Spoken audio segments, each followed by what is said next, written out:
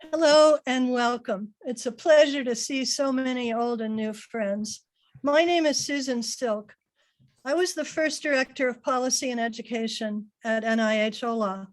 I retired in 2018 and continued to serve OLA as a consultant and as the director of the Interagency Collaborative Animal Research Education Project, or ICARE, which I have directed since 2015.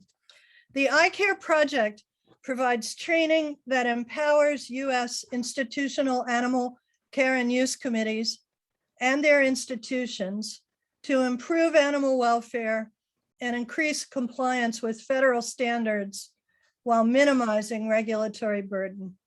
In that spirit, ICARE is proud to present this panel discussion, The History of U.S. Animal Welfare Oversight. There are a number of cogs turning behind the scenes. I want to acknowledge and thank today Dr. Carolyn McKinney, who is a member of the ICARE faculty. Give them a wave, Carolyn.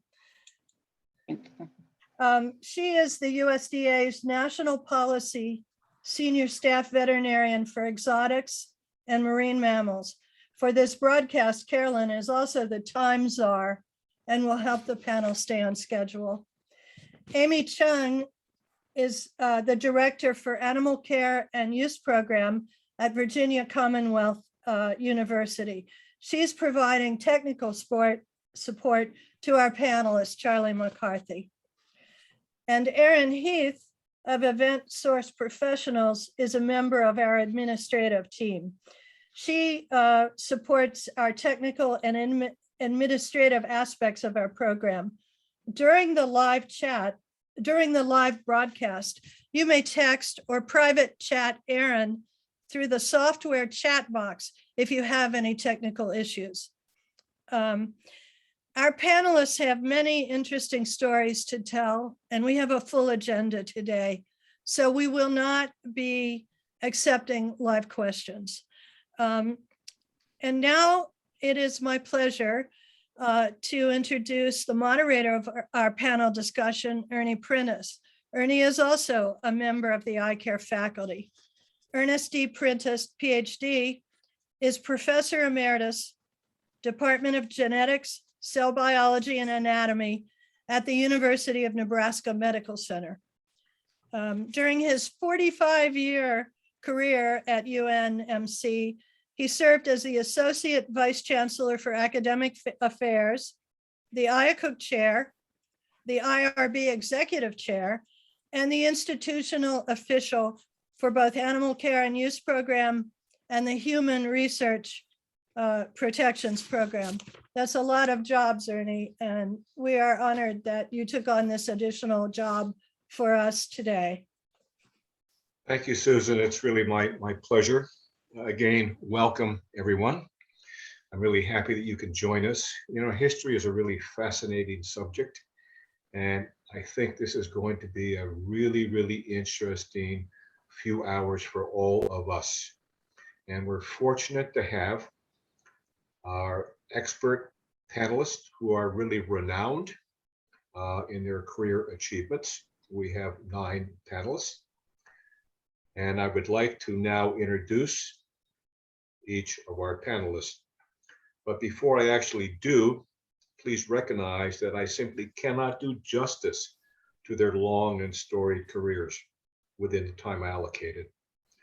So I'm not going to mention items such as degrees, professional certifications, hundreds of publications, which some of them have, service on prestigious committees, boards, and councils, or awards. Indeed, if I describe all the awards our panelists have received, we would need another hour for the introductions. So again, we have 9 panelists in total. And I would like to introduce Dr. Pat Brown and Dr. Betty Goldentire during their session at 4:40.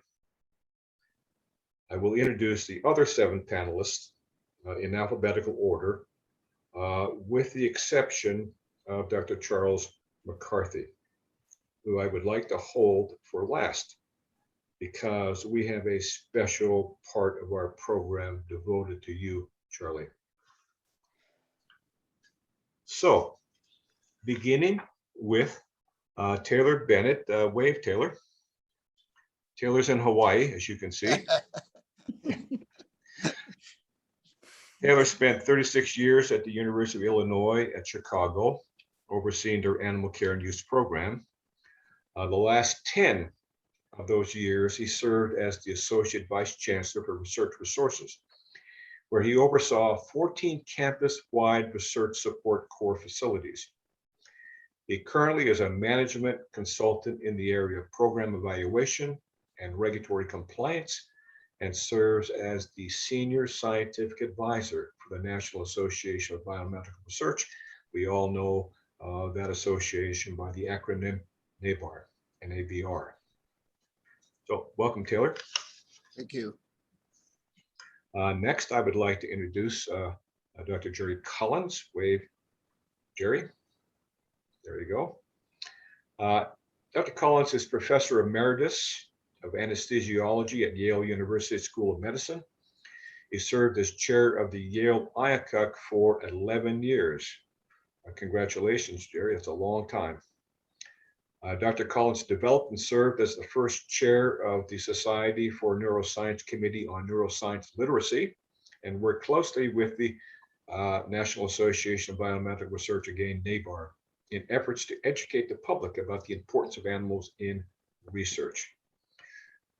Dr. Collins' research was primarily focused on the effects of anesthetics and analgesia on sensory processing in the central nervous system. Welcome, Jerry. Thank you, Ernie. Next, Dr. Ron DeHaven. Wave. Everyone, There you go. good morning, Okay. good afternoon. Okay. Dr. DeHaven has nearly 3 decades of experience with the United States Department of Agriculture, of course, that's called USDA, the Animal Plant Health Inspection Service, APHIS. His positions within the agency include serving as the Deputy Administrator of Animal Care from 1997 to 2002. He was the administrator of the agency from 2004 to 2007. Dr. DeHaven then served as the Chief Executive Officer and Executive Vice President of the American Veterinary Medical Association, AVMA, from August 2007 until September 2016. Welcome, Ron. Thanks, Ernie. Next, it's my pleasure to introduce Nelson Garnett. Nelson, would you wave? There you go. Nelson has a long and distinguished career that spans the private, academic, and governmental sectors. Beginning in 1987, Dr. Garnett held various positions at NIH, and for approximately 12 years served as the director of the NIH Office of Laboratory Animal Welfare, which we all know as OLA. In 2004, after 20 years of combined federal service, he retired from the U.S. Public Health Service as director of OLA.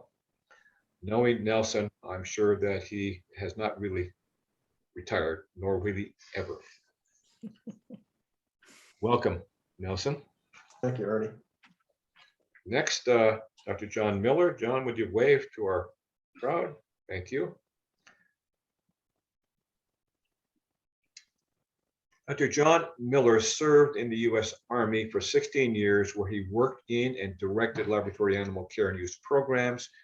And following his Army service, Dr. Miller joined the Commission Corps of the U.S. Public Health Service and directed the Division of Animal Welfare at NIH's Office of Protection from Research Risk, known by the acronym OPRR, before being named Deputy Director of OPRR. During this period, he served as the lead representative for the PHS in legislatively mandated consultations with USDA to harmonize their developing animal welfare regulations with the existing PHS policy in that area. Welcome, John. Thank you, Ernie. Next, I'd like to introduce Dr. Robert Whitney. Unfortunately, Dr. Whitney's schedule precludes his ability to interact with us today. I will, however, read his bio, and then Drs. Miller and Garnett will read his prepared remarks. Dr. Whitney was at the NIH from 1971 to 1992, and over that period, he held many positions. Here are just a few.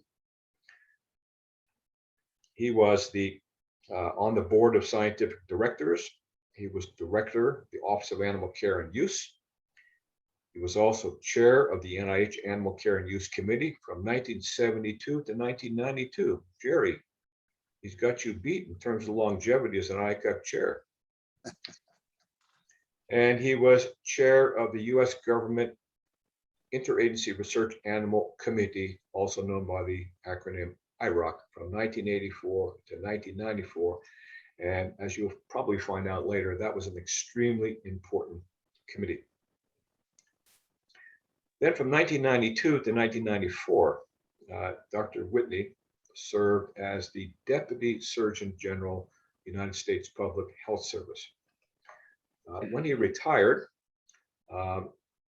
he decided to co-found an organization called Earthspan, which is a nonprofit organization providing advanced technologies for the conservation of ecosystems, biodiversity, and environmental health. We miss you, Bob, and we hope that we can do justice to your prepared remarks.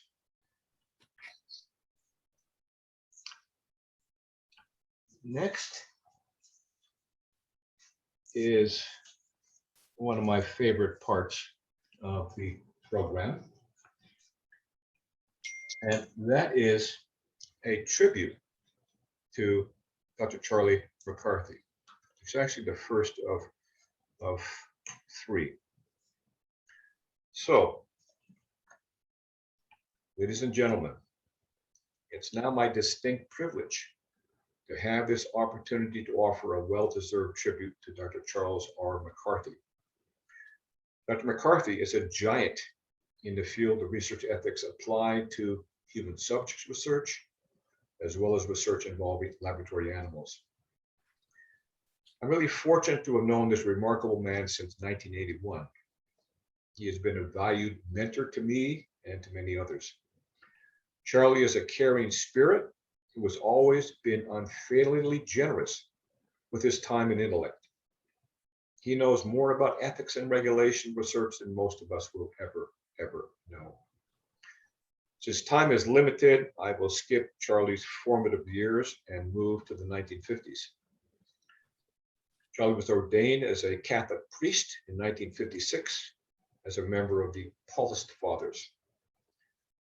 Charlie was laicized in 1971 and then moved to NIH, where he was appointed chief of the Legislative Development Branch.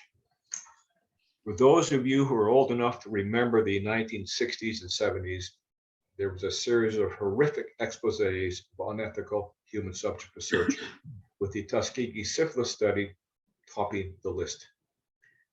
Clearly, at that time, ensuring adequate protection of human subjects was a major problem in the US. Fortunately, Washington had Charlie. In 1978, he was appointed director of the Office of Protection from Research Risk. You know, that's OPRR. And under Charlie's leadership, OPRR was responsible for the promulgation and implementation of federal regulations and policies for the protection of human research subjects. Charlie's office was also responsible for the development and implementation of the PHS policy for humane care and use of laboratory animals. Charlie, we all miss you. And I miss the scotch, particularly when you were buying. That was rare.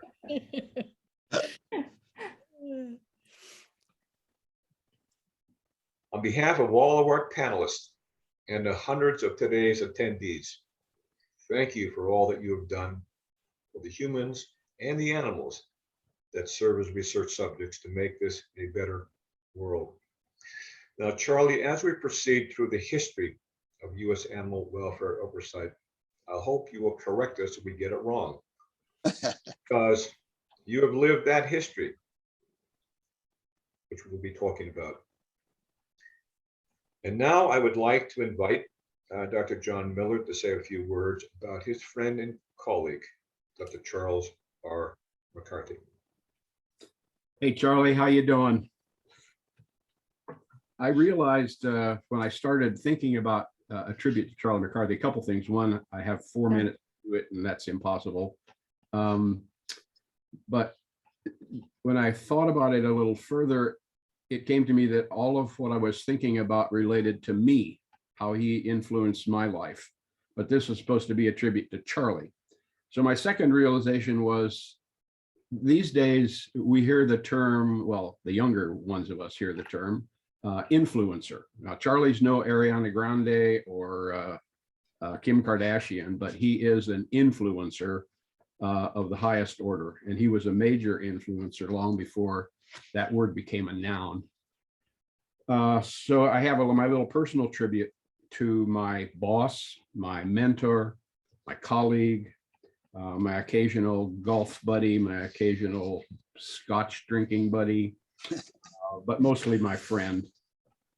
Had it not been for Charlie and the U.S. Army's intransigence, Charlie bringing me on board, his wisdom, his shepherding me through 10 years there, giving me the opportunities he did, I almost certainly would never have been a viable candidate for my next career step, the director of ALAC.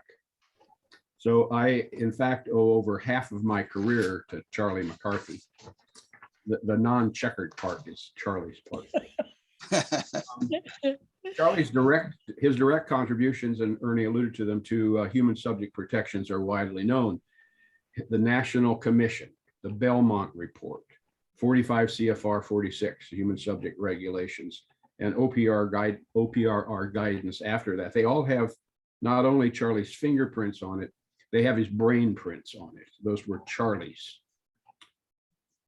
Now, his contributions to animal welfare, I feel, are less widely known, although just as significant. There was no national commission with its important, impressive reports. But for animal research and those who support animal research, the PHS policy that Charlie was behind changed just about everything. And Charlie's finger and brain prints are all over that as well. But aside from the words of the PHS policy, Charlie's contributions to animal welfare came largely through his understanding and explaining how to implement the PHS policy, explaining in speeches that he gave all over the country, through being a major focus in primer, expanding from human subject protections only to include animal care and use issues, and responding to inquiries from IACUCs and investigators all over the place, especially during the early years of the PHS policy. And this is where his influence really shone, because of his three characteristics that I'm going to deal with here: his wisdom, his wit, and his charm. The wisdom came in his early recognition that you could not rebut passion and zealotry with reason and logic regarding the animal rights movement. You're never going to change the mind of a true zealot. So what we needed to do in OPRR and in the larger community was to demonstrate to those passionate but reasonable people, the Christine Stevens of the Animal Welfare Institute, for instance, that the government knows the issues, cares about the issues, and cares about animal welfare. And it has the mechanisms to assure that animal welfare is dealt with. This through assurances of compliance and IACUCs with a committee member, for instance. His wit, just one quick one. Charlie, when asked by someone in my presence how many people work at OPRR, he said, "Oh, about half of them." Finally, the charm. I'm not sure if it was inherent or he learned it in academia or in the priesthood, or as many would likely suspect, through his Irish heritage. But Charlie had that unique ability, and many of you have heard this before, but Charlie had it, the ability to tell someone to go to hell and have them look forward to the journey. God most definitely broke the mold and threw away the pieces after he made Charlie. God bless you, Charlie. Thank you very much, John. And next, I would invite Nelson to say a few words about his friend and colleague, Charlie McCarthy. Thank you, Ernie. I always hate to go behind John because he does such a thorough job of stealing all of the comments that I had, including some of the jokes. However, I'll abbreviate some of my comments and just sort of adorn some of them with a few anecdotes. Clearly, I had the same issues that John had with respect to describing the importance of Charlie's mentorship and his influence on me, both personally and professionally. I could best describe Charlie as a cross between Obi-Wan Kenobi and an Irish leprechaun. The cliche of standing on the shoulder of giants is overused, but in Charlie's case, that's really what I think of when I think of him. All of the characteristics that he has demonstrated just I think are still alive today in the office, and certainly in those people that have been influenced by him. He taught us not to take ourselves too seriously, good humor at all times, to understand that we're dealing with a human endeavor, human frailties. I think we also realize the importance of unintended outcomes and basically the effects of good luck. Many of you will remember the famous speech that Charlie usually gave at the beginning of most of his presentations. We referred to it affectionately as the pom-pom speech. Charlie delivered that with such enthusiasm. We never had the heart to actually question some of the details or the origins of some of the facts that he included. Needless to say, we all remember that, and I cherish those times. One of the other things that Charlie instilled upon us was, in fact, he asked us to be sure and tell him when it was time for him to retire, and the importance of retiring before everyone else knows that you should. So those are just a few of the anecdotes that I would add to what John has said, which I agree with completely. Thank you, Charlie. Thanks for everything. You want to say something? No, that's sufficient. Yeah.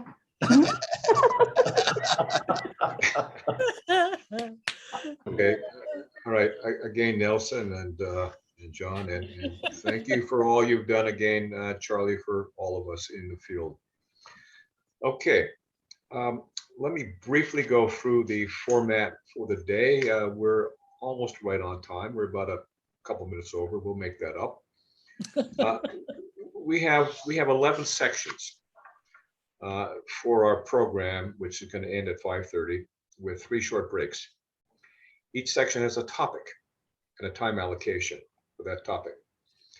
And as the moderator, I'm going to ask individual panelists questions pertinent to the topic.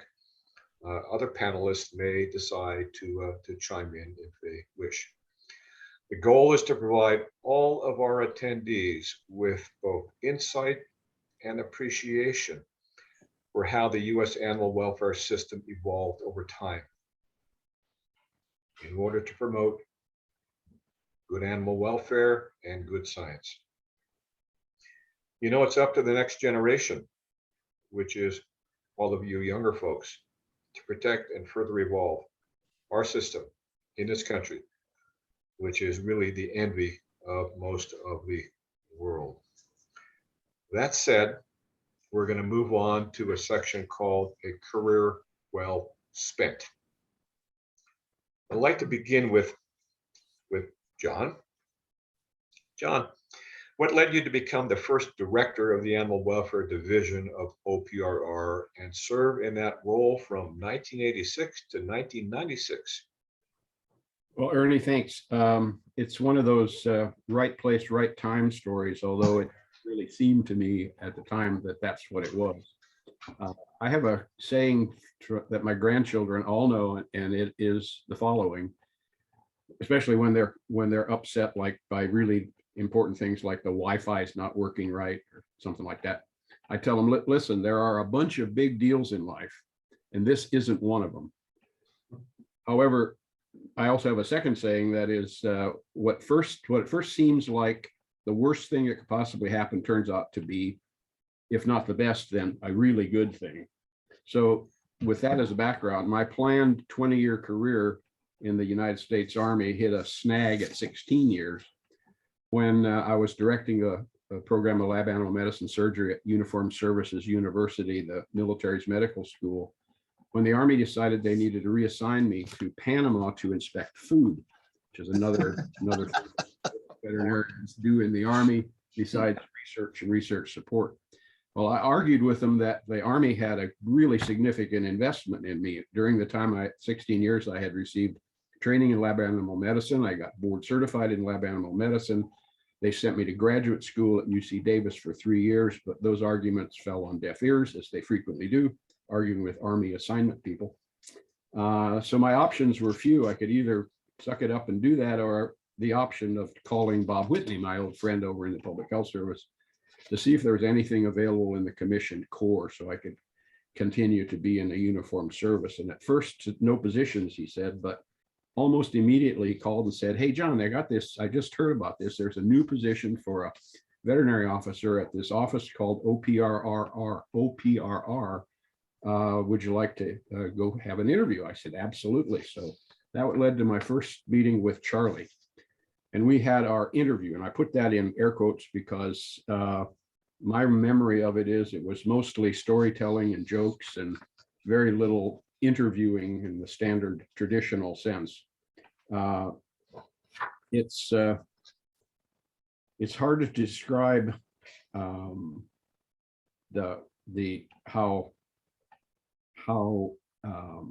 important it was to me at the time to have that meeting with Charlie and to step into OPRR. I was offered the job. I became the senior veterinary officer, actually the only veterinary officer.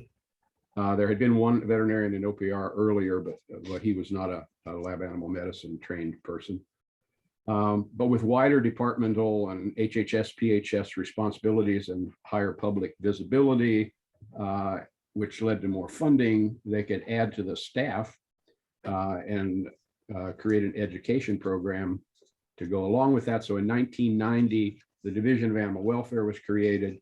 We had 6 professionals, 3 secretaries.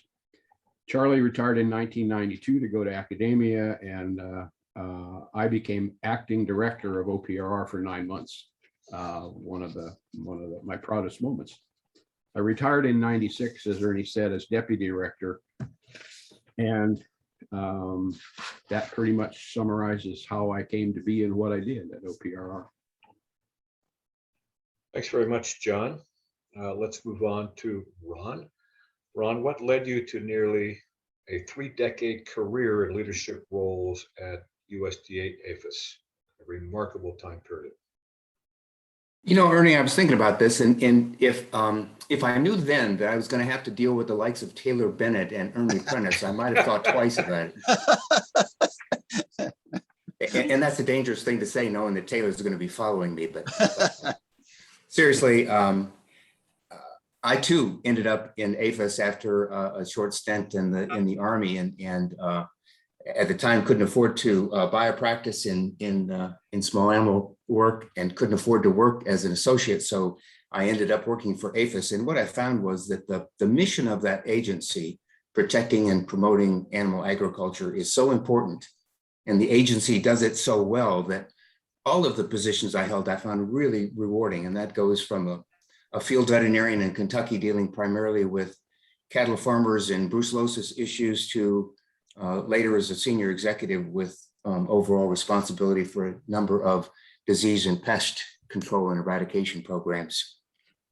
And of course, it's also true of the 12 years of those 28 years that I spent strictly in animal welfare programs. I think during that period or in continuing today, there's been a huge impact in terms of promoting and improving the welfare of animals in a number of settings. Of course, APHIS has a role in overseeing the use of animals in biomedical research, but also commercial dog dealers and breeders, circuses and zoos and the like transportation. So it has a broad reaching impact. And I think the role that they play in the improvement and the welfare that is improved in animals in those settings has been significant over the years. So again, another rewarding part of my career.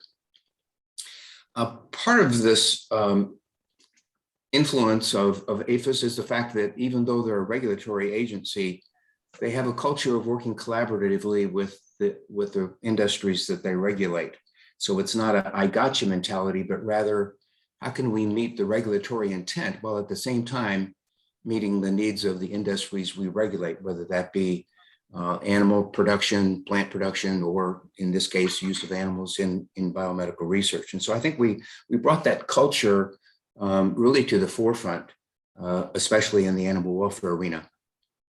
We've all heard the adage that I'm from the government and I'm here to help you, but I really think that old adage is true with the case of APHIS.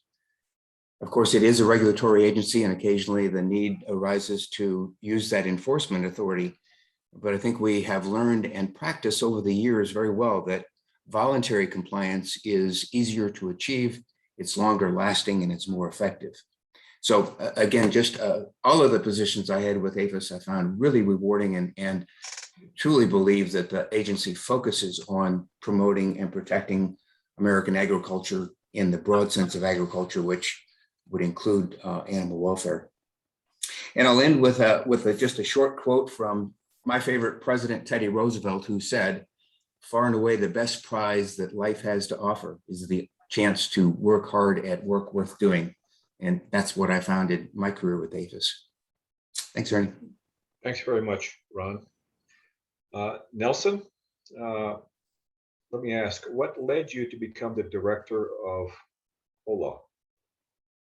Well, the short summary is dumb luck and being in the right place at the right time. As you've already heard some of the others, some of the things that were going on in the background at the time we were making life decisions, keep in mind that was during the height of the Vietnam War. Some of our decisions to go into the service were influenced by that. And at that time, I made the decision to stay with ROTC during my training.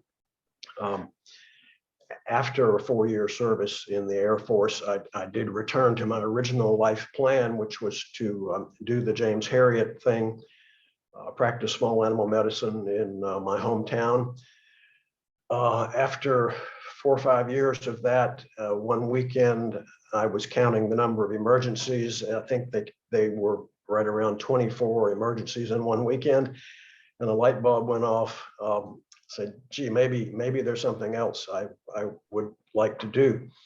And I called one of my old classmates, Sam Adams, at CDC at that time, to ask, what's this thing about lab animal medicine all about?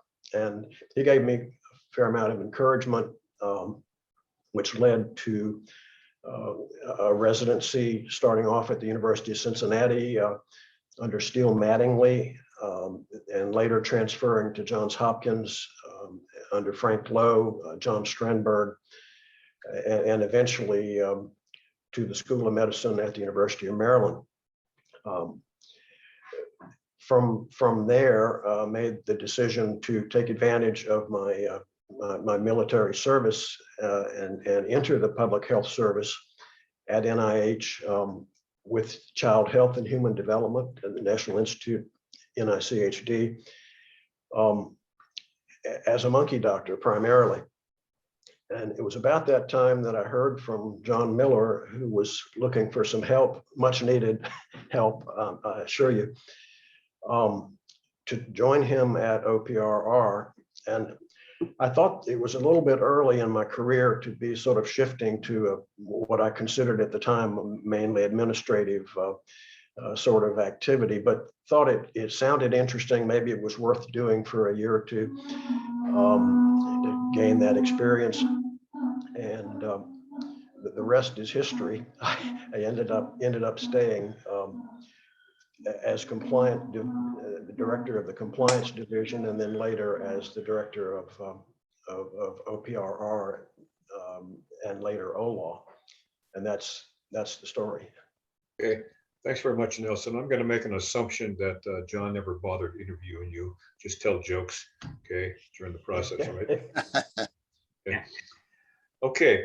I mentioned earlier that Dr. Whitney, unfortunately, cannot interact with us today, but we do have an answer to the question as to what led Dr. Whitney to his career path. And Nelson, would you mind reading that for us? I'd be glad to. This is written by Bob, and it is his very brief definition of a career well spent.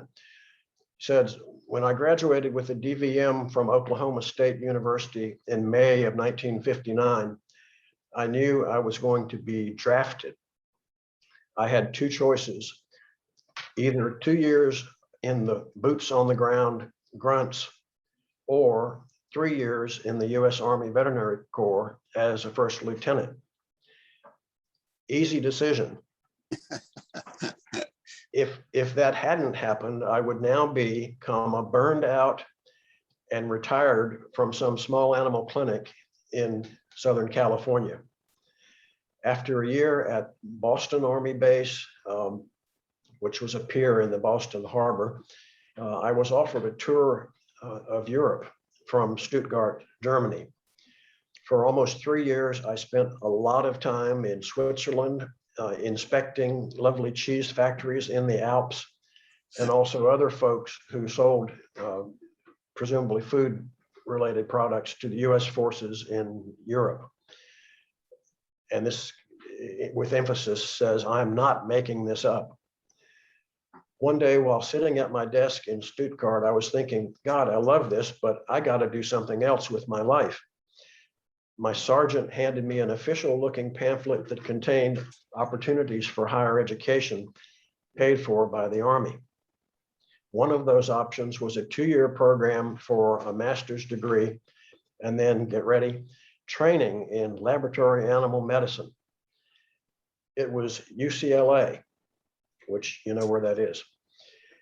I signed up, then learned that that program had lost its leader, and I was being sent to Ohio State instead. And I guess that's the Ohio State for John and others. Thank you. On a lovely day in September 1963, I stepped into the OSU Medical School vivarium, opened the door to a room full of single caged, raging rhesus monkeys. And that was it. And then his final comment was, see, I told you it wasn't going to be inspiring. Now, Bob is very modest, and I would like to add that, among other things, he was the first, and I believe the only veterinarian to serve as an acting Surgeon General of the United States. Wonderful. Thank you very much. Ernie, we're just about 3 minutes past. Right Yes, now. I recognize that. So Taylor, we all know you. Okay. Well, at least Ron does. If you could condense perhaps a little bit why you went into laboratory animal medicine and why the hell you hung out in Chicago for 36 years. That's a good question. No, growing up, I had an interest in science and scientific research. And so my junior year in high school, I applied for a government program that exposed you to a research laboratory, and it got accepted to a program at the local VA in Nashville, where my father happened to be chief of psychiatry. And because of my experience working on my uncle's farm, and I did have a little bit of an interest in veterinary medicine, even though both my father and grandfather were MDs, I chose to work in the animal facility with two physicians, surgeons that were doing the early kidney transplant work.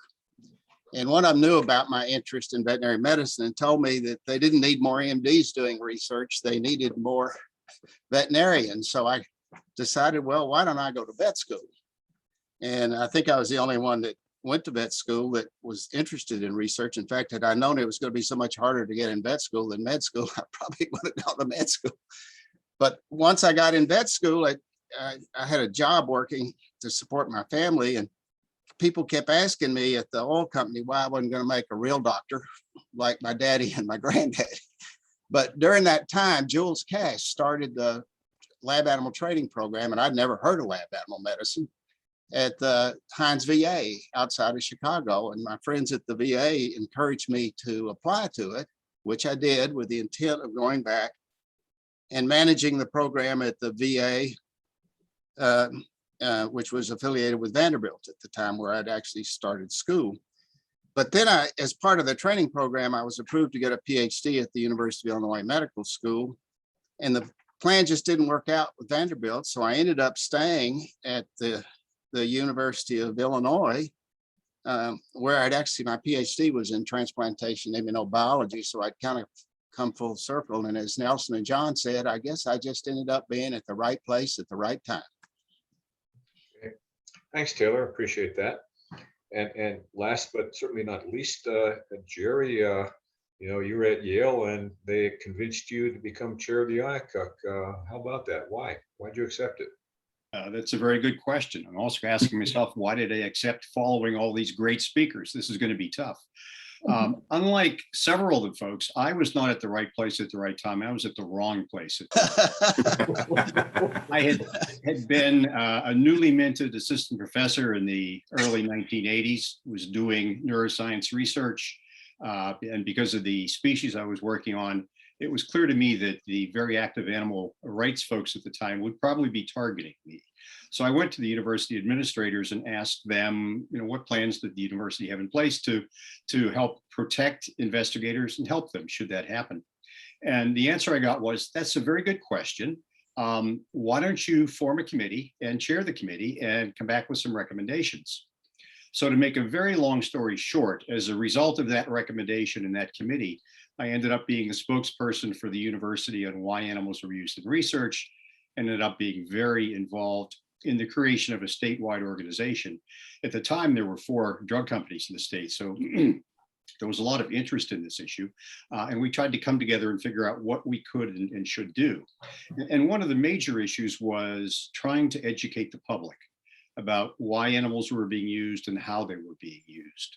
And as a result of that, first at the university level, and then at the state level, and eventually at the national level, I had a real good chance to interact with a lot of folks who, as someone said, weren't livid in their beliefs, but wanted to have better information about why animals were being used.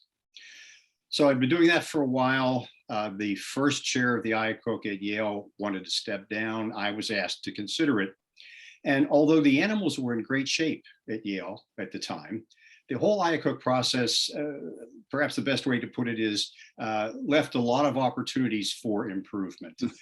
One of the big issues was that the administrators within the institution who had been interacting with OLA, USDA, and ALAC had really established an almost adversarial relationship with those organizations. And in going out and talking to the public, it was very clear to me that we needed to be able to say there are rules and regulations and they're being followed. Fortunately, there was change in administration at the time. They also recognized the need for those changes to occur. So I felt that it was an opportunity for me to see if I could, in fact, help the institution get to a point where spokesperson talking about what was being done there could honestly say there are rules and regulations in place and they are being appropriately followed. I was very lucky. I really didn't know anything about running an IACUC office or an IACUC, but we were able to recruit an individual from Southern California who had run an office there, was very good at it, was known by all three of those organizations, by the representatives of those organizations, and known as someone who believed in making sure these things were done right. So as a result of that, over a period of a couple of years, we were able to put together a reasonably good IACUC that really did demonstrate how it could be done well within the institution. That's it. Okay, thank you, Jerry. We are at 2:45, which technically is the end of the next section, which would be the canine influence. And that was assigned to you, Jerry. So is it possible for you to give us a minute and a half, 2-minute overview of what happened with Pepper and Lucky, and really a really succinct overview of what happened? I'll try. During the 1960s and before that, animal rights groups were warning the public about the fact that animals were being stolen and sold to research institutions for research purposes. Pepper was one of the animals that it turns out was stolen from a farm in Pennsylvania. The people that lost the animal were really interested in getting it back, had some connections with the animal rights organizations, ultimately tracked the animal to a research facility in New York, discovered that the animal had in fact been used for research and had been euthanized and cremated. That story appeared in Sports Illustrated, of all places, in November of 1965. Now, this was at a time when the use of animals in research wasn't necessarily a big focus, but the animal rights organizations were really trying to do their best to get some laws through Congress that would help protect against the horrendous things that were being done at the time. Subsequently, in February of 1966, Life magazine, and for those of you younger than most of us here on the screen, Life magazine was basically Twitter and YouTube and all those other things wrapped into one back then. It was a weekly publication. It was about 11 by 14, so it was a big magazine, and a huge number of people read it. And in February of 1966, an article appeared basically saying there were concentration camps for lost and stolen pets. And that triggered a huge hue and cry that got to members of Congress. And as a result of that, fairly soon afterwards, a bill was passed, a law was instituted that basically ended up ultimately being the Animal Welfare Act. The law was focused mainly on interstate transport of animals, although dogs and cats were of primary interest. Other species were included as well. So in many ways, it really was the beginning of part of what we think about now as this protection for animals as far as the legal aspects of the process were concerned. A lot more information, but I think that's a nutshell. Great, thanks very much, Jerry. And I'll rely upon my colleagues here to fill in all the holes that I left. Really appreciate that.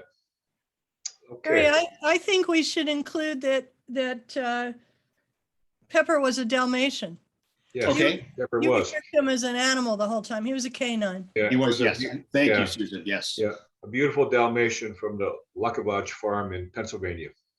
Stolen in the middle of the night by dog nappers. Okay, moving on to section 5.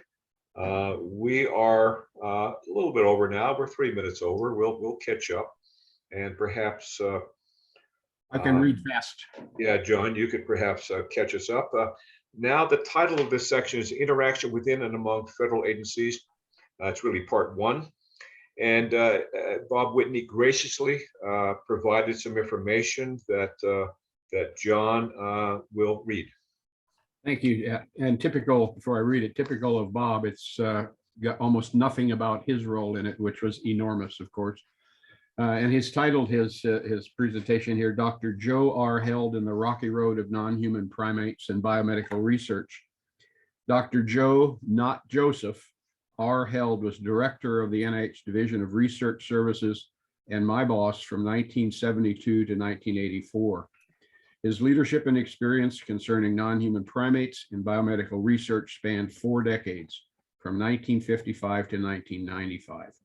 Here, in his own words, Joe Held's, is his first encounter with rhesus macaques shipped right out of the wild from India, directly from the jungle onto a container and shipped here. Quote, my first work with primates occurred in 1955 when I was a young epidemic intelligence officer in the U.S. Communicable Disease Center, known today as the CDC. The year 1955 was the first year in which the polio vaccine was licensed in the United States, and thousands of monkeys were being imported for vaccine production testing. Over 200,000 non-human primates were imported that year. There were very high rates of mortality among some groups of these animals, and I became part of a team that was put to work to find the causes and to attempt to lessen the losses. My specialty became the epidemiology of zoonoses, and repeatedly this caused me to become involved with primate diseases. Close quote. Back to Bob's comments. Dr. Held's experience with non-human primates continued in 1962 when he was transferred from CDC to NIH in the then Division of Research Facilities and Resources. The NIH had received funds to develop 7 regional primate research centers. He was one of the individuals to help make that happen. Each of the centers, including an 8th one added in 1999, are major scientific resources that are also committed to adequate breeding stock. By 1972, there were over 40 research centers devoted to experimentation with non-human primates in the US and the rest of the world. Information about many of the larger centers can be found in the history of non-human primates in biomedical research in the book, Non-Human Primates in Biomedical Research, Biology and Management. From 1967 to 69, Dr. Held was detailed to the Pan American Zoonoses Center in Buenos Aires, known as PAHO, where he was introduced to New World monkeys. He found them considerably more genteel than Old World macaques, to say the least. 1969 brought him back to NIH, and after a short time as chief of the veterinary resource branch, he was named director of VRB's HOME, the Division of Research Services. I took that VRB job in 1972. The 70s saw regulations appearing in the US and elsewhere on endangered species and conservation efforts that affected the supply of some wild-caught non-human primates. In 1973, the Indian government placed an export quota of 30,000 rhesus macaques, reduced that to 20,000 in 1974, and in 1978 banned the export of all non-human primates. That's the Indian government. By 1974, Dr. Held could see the train coming down the track and convinced the director of NIH and the US Assistant Secretary for Health to establish the Interagency Primate Steering Committee to provide a coordination between concerned federal agencies to assure the critical US research and testing needs for non-human primates were met. The IPSC was located within the NIH, chaired by Joe Held, who led the government's effort to develop a plan for meeting the nation's non-human primate research needs. The IPSC was to develop a national primate plan. That was published in 1978. Another directive was to lay the groundwork through a series of sponsored meetings and reports for a national chimpanzee management plan.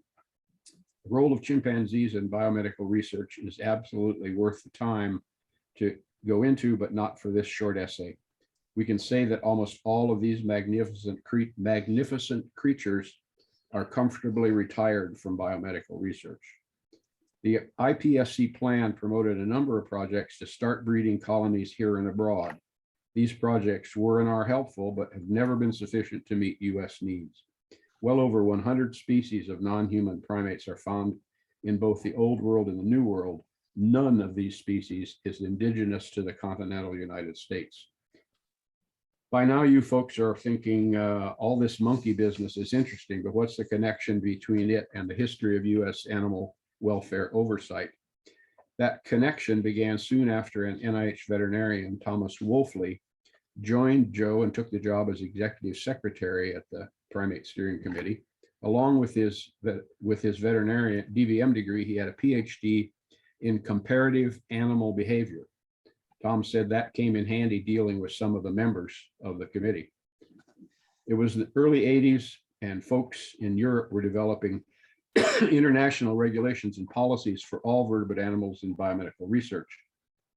A forum was needed in our country to address these potential new international issues and their effect on biomedical research using animals here.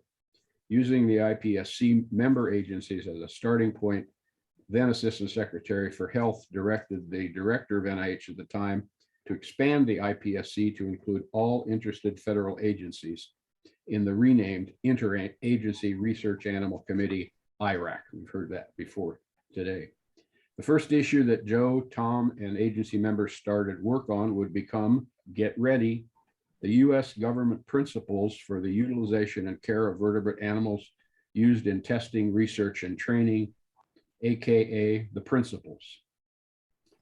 This was modeled largely after the Council for International Organizations and Medical Sciences principles, which Joe held brought first to the IPSC and ultimately to IRAC. Having every federal agency in the United States that uses or supports the use of animals working on a document and ultimately endorsing it carried a lot of weight. These principles were quickly incorporated in the 1985 PHS policy and the 1985 Guide for the Care and Use of Laboratory Animals. They were here to stay. Joe retired from the U.S. Public Health Service in 1984, and Tom did the same a few years later. Neither of them abandoned their commitment to public health and the importance of non-human primates in biomedical research. Joe returned to PAHO, serving as the coordinator of the Veterinary Public Health Program. Tom became the director of the National Academy of Sciences Institute of Laboratory Animal Resources, ILAR, and IRAC eventually went the way of the buffalo. Joe, not Joseph, R. Held died October 2007. Thomas L. Wolfley, June 2013. They were the very best of Homo sapiens. Almost all of the information in this short essay and so much of its references can be found in the first chapter of the book, Volume 1, Non-Human Primates in Biomedical Research, second edition, CRAB Editor, 2012. The first chapter was History of the Use of Non-Human Primates in Biomedical Research, pertinent to today's subject, by Dennis O. Johnson, David K. Johnson, and coming in third place in the authorship, Robert A. Whitney. Dennis and Dave, my colleagues and dear friends for over 50 years, carried the load for most of the 33 pages. And one last thing, almost all the source countries of non-human primates have banned their export.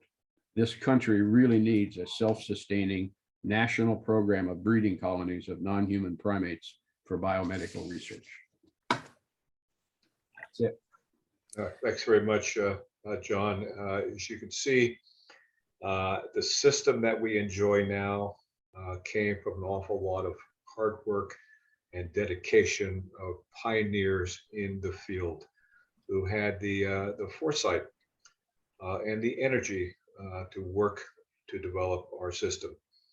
And before I move to our break, one last comment. John mentioned the U.S. government principles. I would encourage everyone to look at those. They are in the PHS policy, and you can also find them as an appendix in the guide. So And it is. we have to go to break, and we will return at 3:04. 3:04. Okay. Enjoy your break, everybody. Okay. Welcome back, everyone. We're going to move on with section 6, which will be a part 2 of the interaction within and among federal agencies, which is not an easy achievement for sure. And John, in your bio introduction, I mentioned that you were involved in the harmonization process. So perhaps you could talk a little bit about that. I could go on and on and on about that. First, I must say I'm very disappointed that Dr. Dale Schwindeman was unable to be with us, because so much of this story is his story. But as far as the key points in that time period, the first one had to be when it got dumped on me. I mean, the first look at the initial proposed USDA regulations was stunning. Practically every element in them, from our standpoint, needed work. You got to remember, as Ron pointed out, they're a regulatory agency, so they have to occasionally take legal action. But practically every element was not congruent with the PHS policy. I'd been at OPRR less than 6 months at that time. I was right in the midst of reviewing one of 2 or 3 people who were reviewing the hundreds and hundreds of animal welfare assurances, brand new ones that were coming into the office. The PHS proposed revisions needed to start with me, and it was just a huge undertaking. So that's obviously very memorable. But following up that was that the office had one attorney, Bill Dommel, who was, I think, director of compliance. That was an office at the time. And what we did was we sneaked a word processor out of the office. We took some government property, took it off the property, took it to Bill Dommel's house, and in his kitchen, took all of the edits, revised some of the edits, and created a marked up copy, which leads me to the third key point. These all are kind of close together, which was my first meeting with Jim Glosser. I don't know, Ron, was Jim around? You know Jim? Indeed. Jim Glosser was the administrator of APHIS at the time, and Jim was he wasn't fat, but he was about as wide as he was tall. He was a rectangle, and he had this ambling way of walking. You can think of a Pekingese at a dog show, kind of rolling along. I remember vividly rolling along, meeting in his office, in the APHIS administrator's office. Very nice office, Ron knows. And leaving that office, he said, I got some people down in the conference room, and ambling down the hallway with Jim Glosser, getting to the conference room. Department of Agriculture building, I think it's only second to the Pentagon in the number of the miles of hallways it has. So it was a long way. We got there, he opens the door, step in, there's a conference table with at least 12 people. I think Dick Rissler was probably one of them, another veterinarian at APHIS at the time. The rest of them were all from the Office of General Counsel. So we had at least 11 lawyers sitting around the table. And it seemed to me so we presented what we had to them, and I don't know if they were amused or bemused by what I suspect they saw as our audacity. But it was my first and blunt confirmation of what the major hurdle in this harmonization deal was going to be. And that was to convince the Office of General Counsel at USDA that performance standards could actually be enforceable. So that leads me to the next key point was a meeting between the USDA Undersecretary for Marketing and Regulations and the HHS Assistant Secretary for Health. These are big ones now.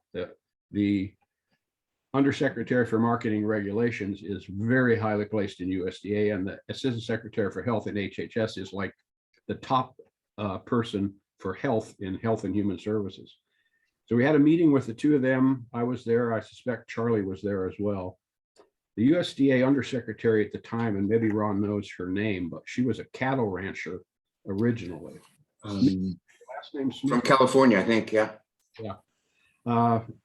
So she was a cattle rancher, head of the National Cattlemen's Association, I think, before she became the Undersecretary. A no-nonsense sort of person. The HHS Assistant Secretary for Health was a wonderful, gentlemanly, scholarly physician who I later learned was a very highly placed leader in the Mormon Church. And the meeting was very cordial, but it was a critical turning point in our discussions. The Undersecretary, the former cattle rancher person, made it clear to the department's Office of General Counsel to not stand in the way of what Dale and I were trying to do. And in so many words says, find a way to enforce performance standards.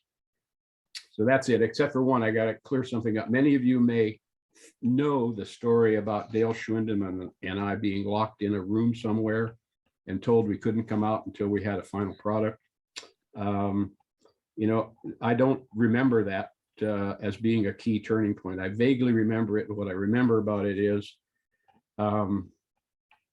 that it was in a hotel and we weren't locked in. We had there was a lock on the door, but we were there for a long time. We ordered room service and I had a cheeseburger and Dale had a cheeseburger and I paid, and he's never paid me back for that cheeseburger. Well, I think you should bill him, John. Yeah. Okay. With interest. Okay. Yeah. Thanks very much, John. We had the 85 Amendment of the Animal Welfare Act, and then the regulations weren't issued until 89. So you guys did a lot of work, okay, to get that harmonization in place. Fun times. Okay. All right, going to move on to the next question.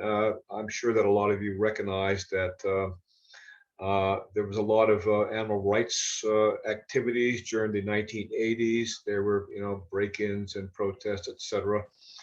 So I'd like to ask Ron and John, what was the impact of these activities on the development of the federal standards that we've been talking about and the public perception of animal research?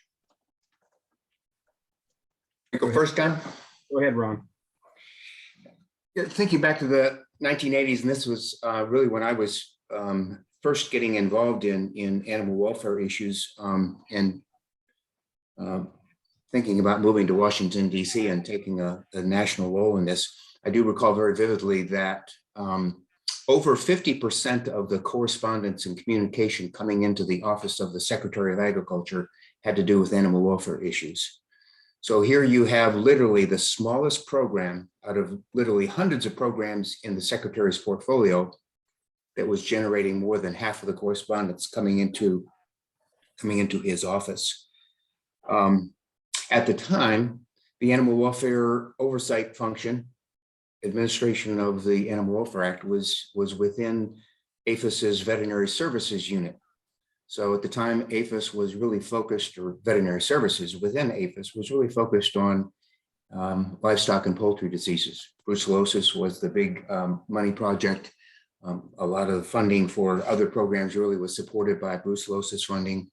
We were dealing with highly pathogenic avian influenza and those kind of diseases. So here you had a cadre of field veterinary medical officers and animal health technicians whose day-to-day job was really doing brucellosis and TB testing, some export work and the like. And so I was one of those folks, and literally animal welfare inspections were something we did as a filler.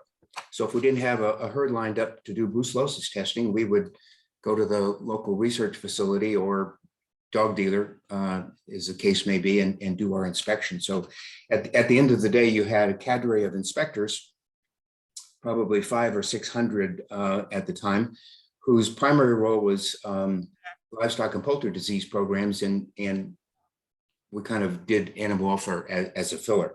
And so you can imagine that many of those folks were less than totally interested in doing animal welfare inspections. And certainly as it relates to oversight of animals being used in biomedical research, many of them were pretty uneducated or uninformed in terms of what went on in research laboratories. So ultimately it came down to that relationship between the individual inspector, the field veterinarian, and the facility manager at the research facility as to what kind of relationship you had. And you can imagine with some 500 people involved in that spread over the country, that there was a lot of inconsistency in terms of the quality and depth of inspection, which led to really a lot of issues.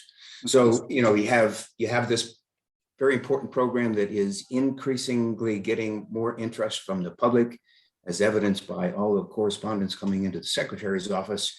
And it was pretty much buried in a program. So Jim Glosser, the administrator at the time, had the foresight to realize that, hey, we need to do something about this. He was looking at the rest of the APHIS organizational structure at the time as well. And so under his leadership, there was a reorganization and animal welfare was pulled out of veterinary services and created this unit called Regulatory Enforcement and Animal Care. Regulatory enforcement was the investigators that would investigate any violations of the laws that APHIS was responsible for. And the only reason for hooking those two units together was that neither one of them was large enough to be a standalone unit within the program. They later were separated, and of course now we have animal care. But Jim Glosser was getting a lot of heat from the Secretary's office as well as directly from the public. And one of the people that was really critical was the then state veterinarian in the state of Michigan, a lady by the name of Dr. Joan Arnoldy. And Joan was complaining to Jim Glosser that he needed to do a better job of enforcing the Animal Welfare Act. And he said something to the effect that, well, if you think you can do it better, why don't you come in here and do it? So in fact, Joan became the first deputy administrator of regulatory enforcement and animal care, and a mentor to me and to several folks. So that's kind of how we got to where we still are today with the animal care unit. But going back to the 80s, I think in general, the public was becoming increasingly concerned about the use of animals. The focus back then was clearly among the animal rights groups was clearly on the use of animals in biomedical research, but they still, for the most part, supported the use of animals in research. They just wanted to be assured there was better oversight. So again, it made infinite sense to reorganize and set that function separate and apart within the animal care unit within APHIS. Clearly, the 1985 amendments to the Animal Welfare Act were being driven by the animal protection groups, not just the extreme animal rights groups, but incorporate all of those that were interested in greater oversight and protection of animals in research. And with, as John has indicated and others, a lot of emphasis, particularly with regard to use of non-human primates. So the 85 amendments almost entirely focused on better oversight of use of animals in research, and that amendment, again, driven largely by the animal protection groups. So the 85 amendment required promulgation of regulations to provide for the psychological well-being of non-human primates, exercise for dogs. It established within USDA the requirement for institutional animal care and use committees, and a lot of emphasis on 3 R's. How are we going to minimize pain and distress in animals that are being used in research? And particular emphasis on what we refer to as sensitive species, dogs, cats, and non-human primates. So really that was the beginning of a dramatic decline in the number of non-human primates and dogs being used in research, and same time, of exponential increase in the number of rats, mice, and fish being used in biomedical research. And so I think, again, a lot of that driven by the animal rights movement and ensuring that we had better oversight. Thanks, Ron. Anything to add? Anything to add, John? Well, I think just a lot of agree with everything Ron said, but clearly the impact of the animal rights movement and the broader animal protection movement was very significant. I mean, 1981, the Silver Spring monkeys, that brought PETA into the forefront. The University of Pennsylvania head trauma study, which is less widely known, was in 1985, but it should be widely known because it was the first instance in which an OPRR report found significant enough deficiencies that funding to that research project was halted. That's the first time that ever happened. But looking back then, that's also the time CNN began in 1980. And the early 80s, we were in a recession. Toward the mid 80s and later in the 80s, there was recovery, which led to a boom. People had more personal time, more time to deal with societal issues, and protests being newsworthy. When you got a 24-hour news cycle, they got a lot of publicity, which brought, as Ron said, a lot of congressional attention. The Congress was clearly interested in this as well, largely due to that pressure. Dr. Bill Robb was was the acting director of NIH at the time. And he if you go back and Google hearings of Dr. William Robb with Congress, he's got tons of them, most of them about animal research during that time. The natural instinct of researchers, I know, was to hunker down, try to hide what we're doing and protect the laboratories physically if necessary. And it was also natural for them to defend their research, to malign animal research supporters. So the moderate voices like Christine Stevens and the Animal Welfare Institute, the American Humane Association, and others were easily lost in those conversations.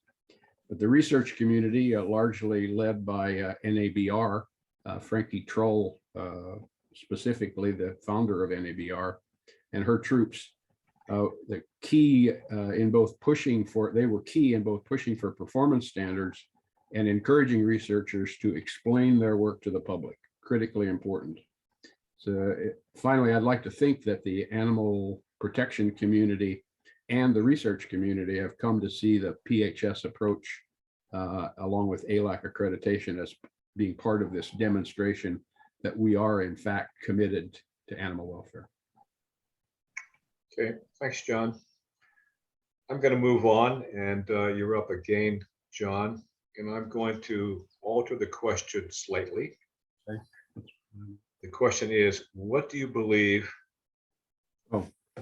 has been the most significant outcome, not outcomes?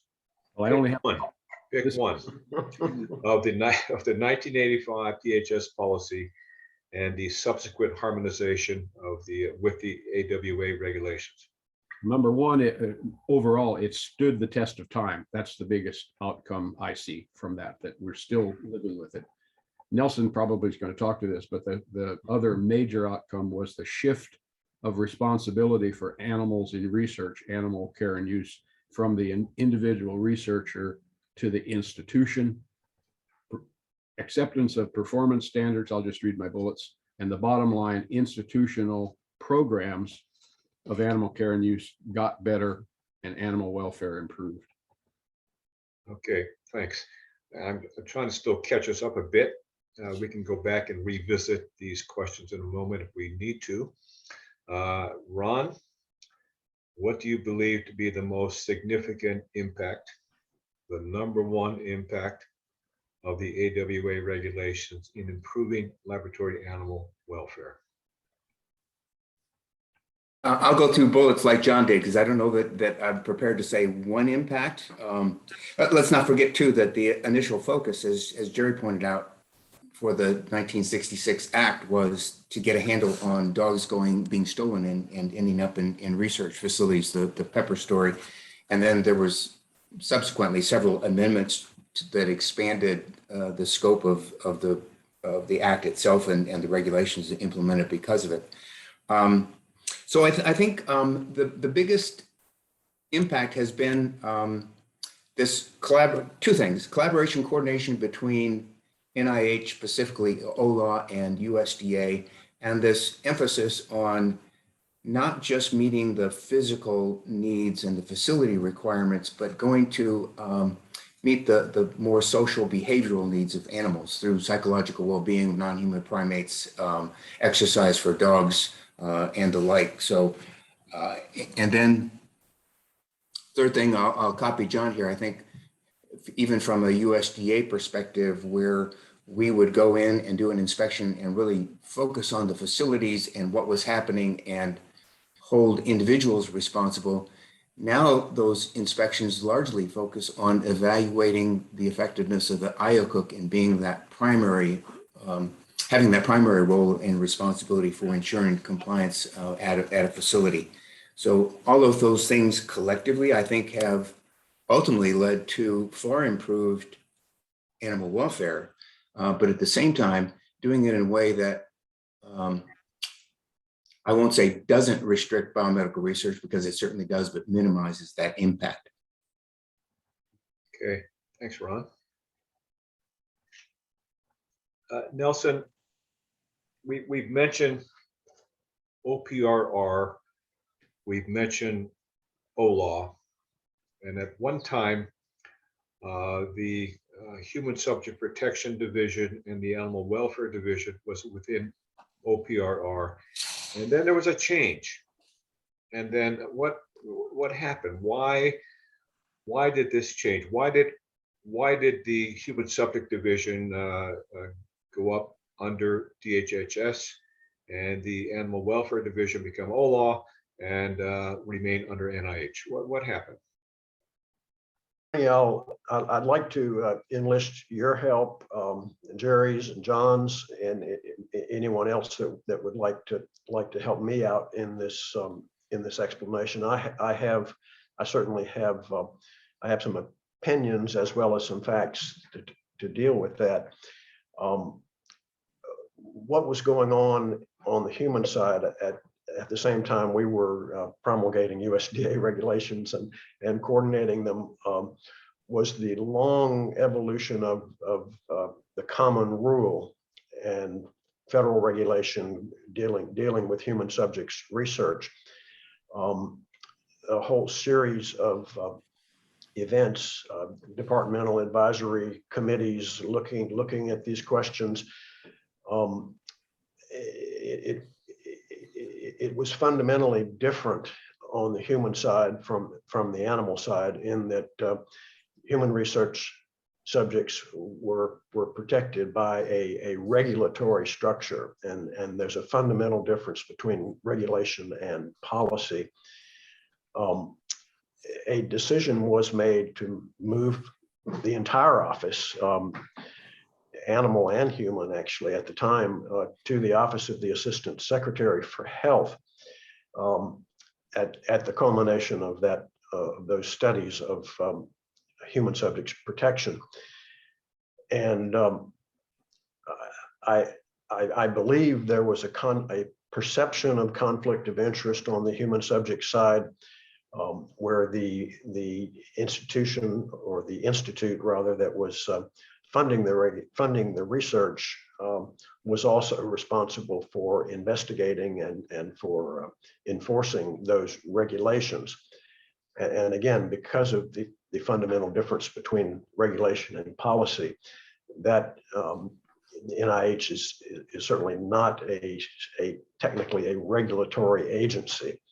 But I would like to get you to fill in some of the gaps, if you will, on the common rule, and how that evolved. And then John, you may recall some of the issues also during that period and during your tenure as acting director.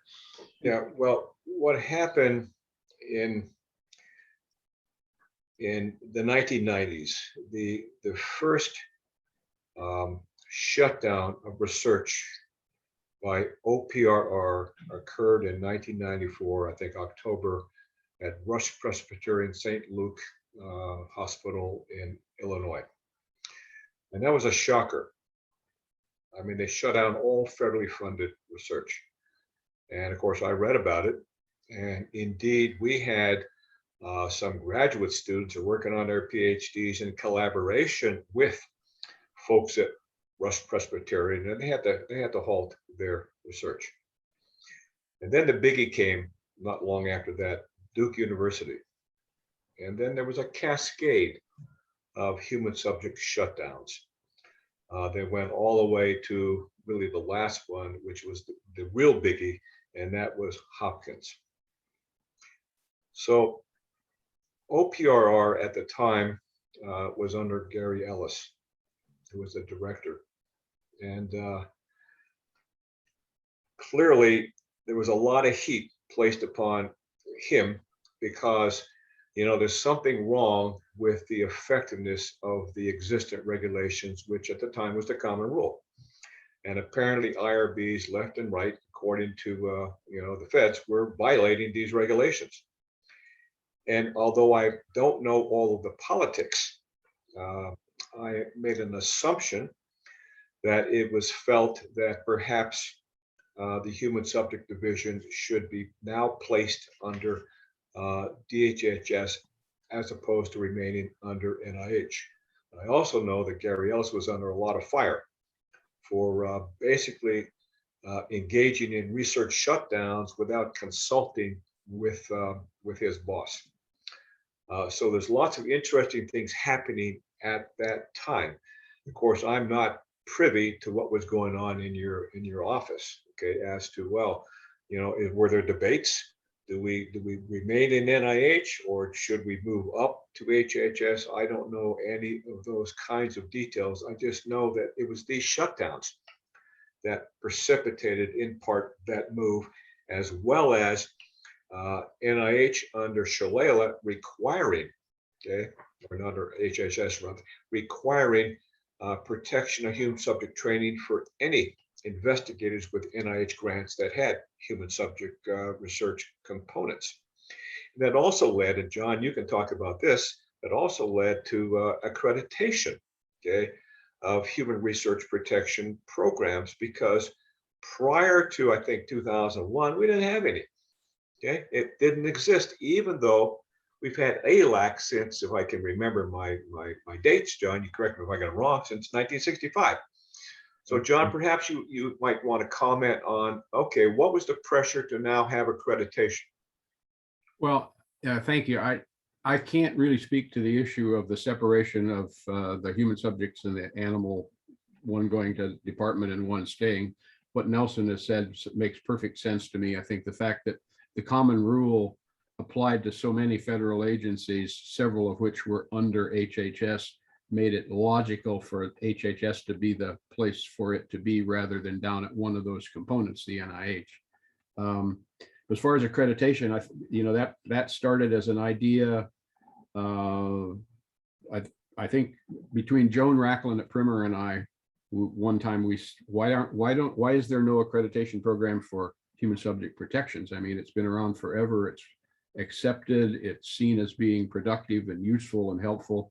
And so I convened a meeting, and I'd actually, by that time I had moved and I was executive director of ALAC. I had a meeting in the ALAC office building conference room of interested parties, and ended up, we had multiple of those meetings in that conference room. And that's how the accreditation of human research programs started. And it was seen widely at the time as something being needed to both help the institutions do a better job and to provide a buffer, if you not coming up with a better term, between the institutions and the regulatory agencies. Yeah, can I chime in here? I think it's important that it's also changed the landscape at institutions. The IACUC, or at our institution, the Animal Care Committee, barred a staff member from the IRB office, and between that and the Animal Care office, they ran the IACUC. And after the shutdowns, the IRB offices grew exponentially, and all of a sudden the IACUC offices had to stand on their own, and it changed the landscape, certainly at academic institutions. Yeah. So Taylor, I failed to mention the shutdown at your place, the University of Illinois Chicago, which I was part of the OPR site visit. So I have to take some responsibility for creating problems for you.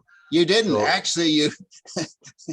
It helped get our own. Yeah, I know it helped. But initially, what was the reaction, okay, at Illinois when that happened?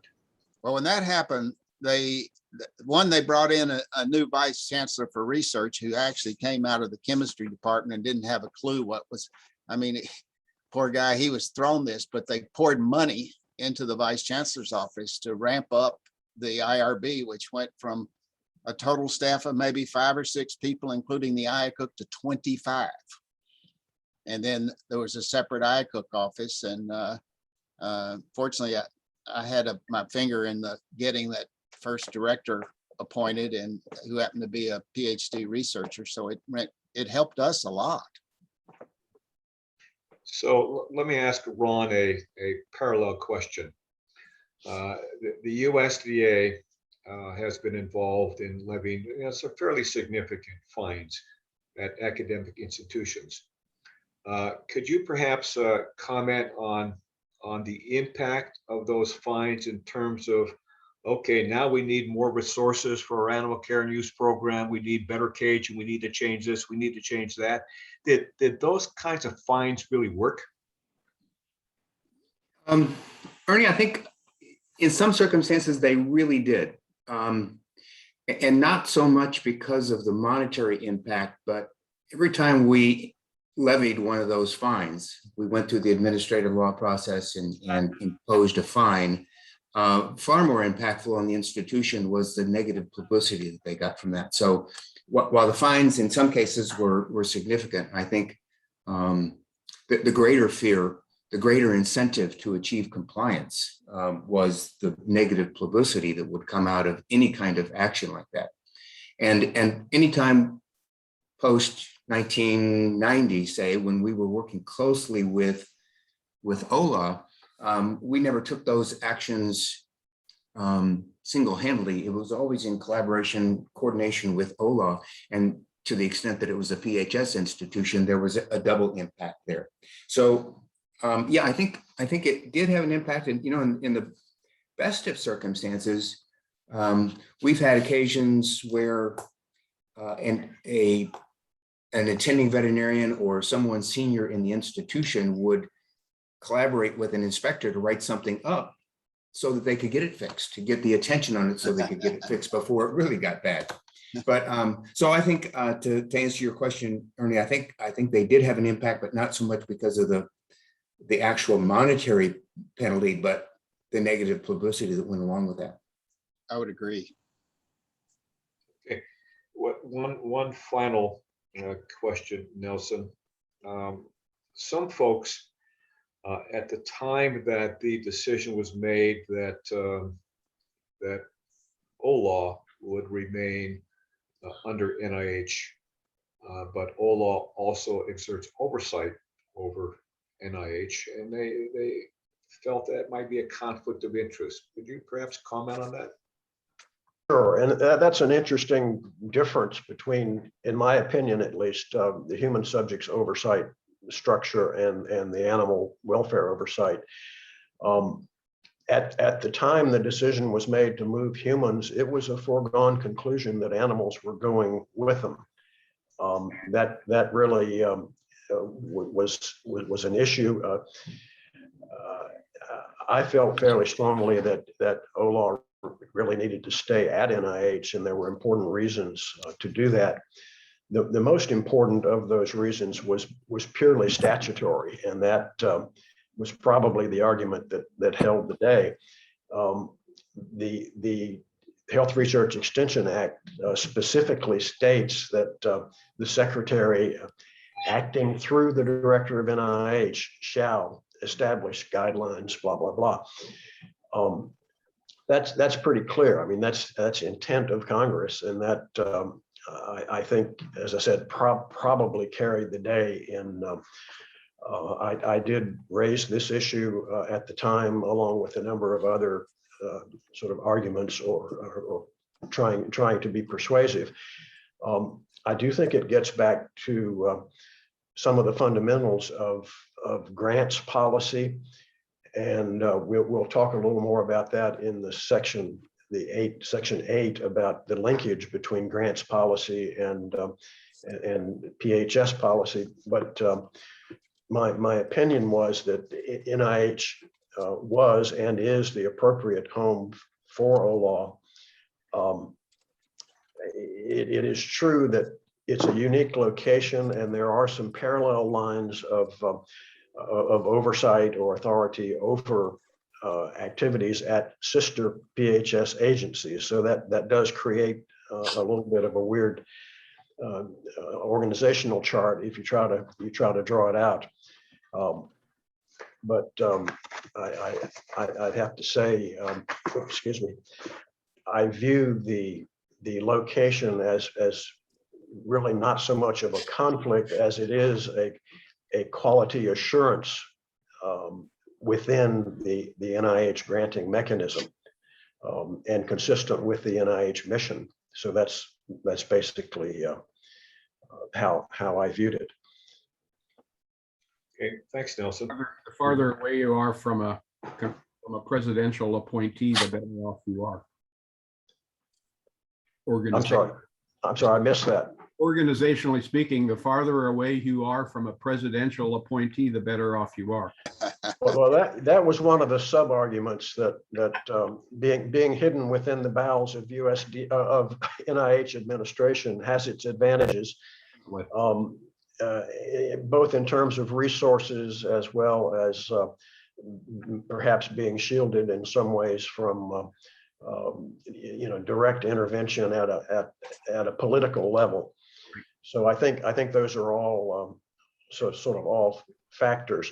And the other thing is, Taylor mentioned earlier, I think the animal welfare oversight does far better when it's not competing with human subjects oversight for resources at the institutional level. And that's also true, I think, at the NIH level. It was,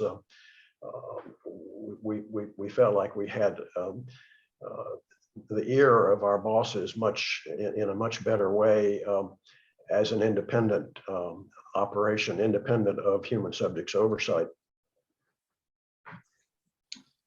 Okay, we're gonna move on to the next section, and I'm going to alter the question a bit because I think that in some respects we have already answered components of the question. We've talked about when the revised PHS policy was issued, 85.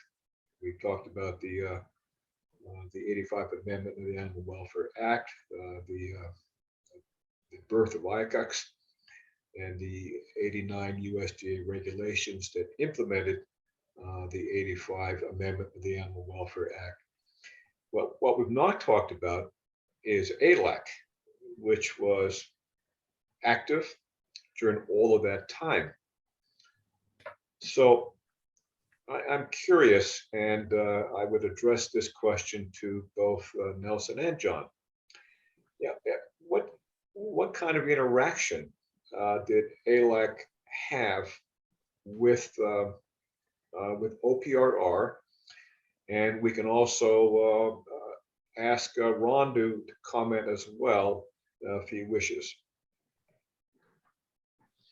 Well, I can start off, and certainly from a federal perspective and in keeping with Administrative Procedures Acts and Federal Advisory Committee Acts and various things of that nature, the formal relationship was there and much more active between OLAW and USDA. But during that time, of course, the Animal Welfare Act regulations were being promulgated over a long period of time. During that time, we had active programs of education. We had all of the national scientific societies meetings where John and Ron and I would appear on the same podium at the same time, to the point that we could probably give each other speeches. I mean, it was that close. And during that time, we developed a level of friendship, a level of trust, an understanding that we had very common goals, what some of the limitations were for each other. And I think that all contributed, and not just the three of us, but really down deep within our respective organizations, this idea of community that I think really helped when it came to approaching questions.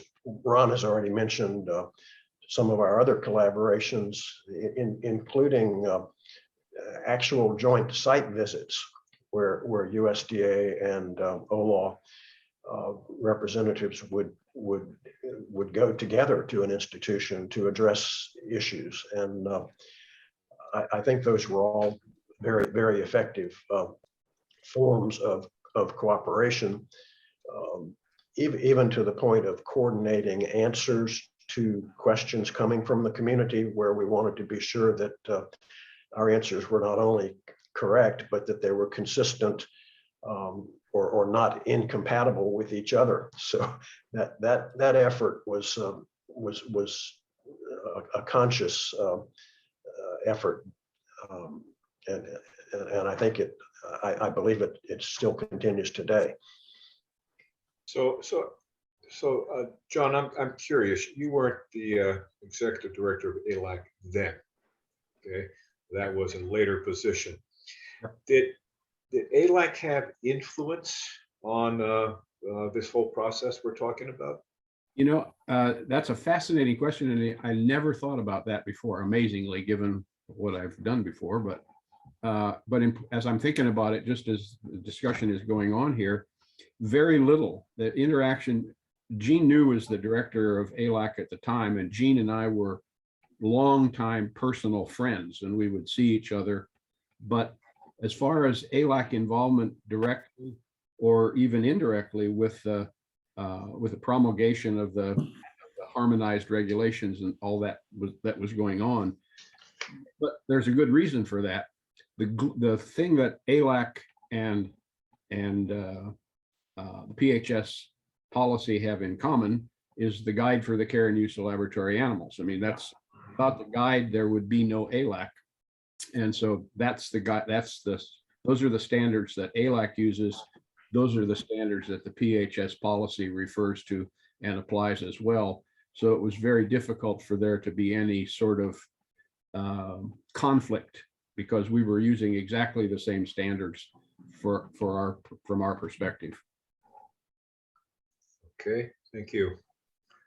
I'd just comment a minute, Ernie, if I could. And I apologize, my computer, for whatever reason, just decided to restart itself. So I got logged off and I'm back. So I missed some of the conversation. Hate it when that happens. But, you know, I think from a USDA perspective, we have to take into or understand the fact that at that point in time, 80s and early 90s, USDA probably had about 10,000 dog dealers, many of which you'd classify today as puppy mills that consumed a huge amount of resources. We had a number of roadside zoos and fly-by-night circuses and all of that. So trying to provide oversight and administer, enforce the Animal Welfare Act on those kinds of institutions with 120 inspectors, while at the same time, there was probably 1,200 USDA registered research facilities. There were really workload issues. So it was back then that we initiated the first iteration of our risk-based inspection system. And at the time, I don't think we could legitimately acknowledge ALAC accreditation as one of the factors that we would use to reduce the frequency of inspection on those facilities. So if you have limited resources, then spend your resources where you're likely to find the biggest problems, and less emphasis and less oversight on those facilities that have a good compliance record and typically those that are PHS assured and are ALAC accredited. So I think there's been, and Betty can fill us in on this perhaps later, but there's a formal recognition of that and a subsequent lawsuit, I understand, that's pending because of formal recognition of ALAC accreditation as one of the factors to consider in determining inspection frequency for a particular facility. But I can't emphasize the importance and how much I appreciate what John and Dale Swinneman did in terms of getting a consistent set of requirements so that institutions weren't trying to meet two totally different ones. And then the collaboration that the three of us had later on in terms of dealing with individual situations. We typically spoke with one voice. And I think at the same time, we're developing a real collaborative relationship with the research community by participating in meetings, conferences, and explaining the regulations or the current interpretation of whatever the hot issue was at the time. So a really positive, collaborative relationship there that I think served everyone well. Okay, thank you. I'm going to skip around because I'm a little bit worried about the time, and I want to turn to Jerry. Jerry, obviously you were doing research way before there was a requirement for IACUC review and approval. What kinds of changes did you observe as a result of their implementation? And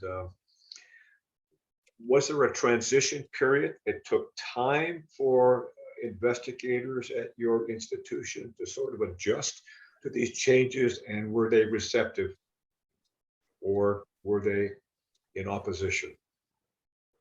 And how many hours do I have to answer that question? You got about 1 minute.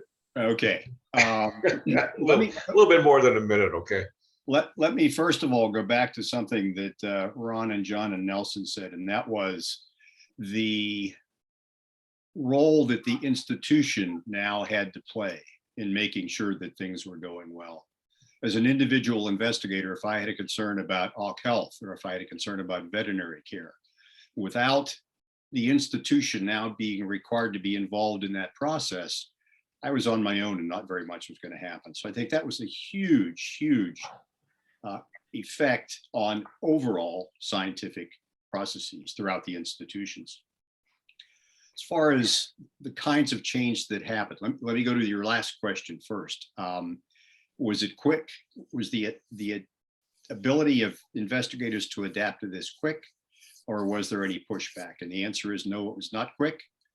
There was some pushback, and I would argue that it's still going on and there's still some pushback. Fortunately, we have basically a new generation of individuals who have grown up understanding that this is the way the process will be done. One of the challenges that I certainly saw was the sense of, it was buried under academic freedom, but the sense that the investigator, that he or she was the person in charge, and they were responsible and they could do everything that they wanted to do.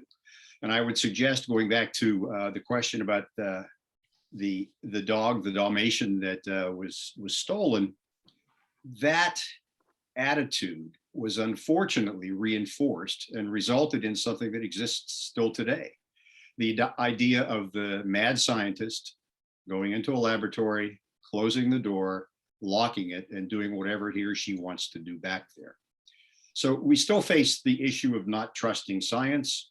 But again, the cohesiveness of the attempts to make sure that oversight was broad-based, I think helps us in being able to say there are all rules and regulations in place. We understand they're going to be followed everywhere, and we're going to try to make sure they go as well as they can. As far as real differences, and I'm going to go back to the 1970s when I was a graduate student, and compare them with what's happening now. I'm going to talk about two species, rats and rhesus monkeys. As a graduate student, I initially worked with some rats, and I can tell you that there were 3 failings that I now identify in how I did that. First of all, I received no training in how to handle the animals appropriately. Secondly, I received no training in how to restrain them. And thirdly, I received no training in how to adequately anesthetize them for non-survival surgical procedures. It was simply go in, somebody told you what to do, you did it. Clearly, that's not the case now. Likewise, with rhesus monkeys, I spent several years working with rhesus monkeys, training them to perform behavioral tasks, but also performing surgery on them to attach recording chambers to their skulls. And if I think back to how things were done, first of all, there were issues of occupational health and safety. Clearly, we know that rhesus monkeys carry B virus. It was known back then, but in the training of the animals and in working with the animals for 4 years, the only PPE that we ever wore were welder's gloves. And we did that only when we thought the animals might scratch us. And this points out the fact that we're not just looking at the changes that have been implemented as a result of IACUC oversight, but there are also changes in the environment, in the world, and how things are being approached as well. So we shouldn't assume that everything that's come out of this is good has necessarily come directly from those regulations.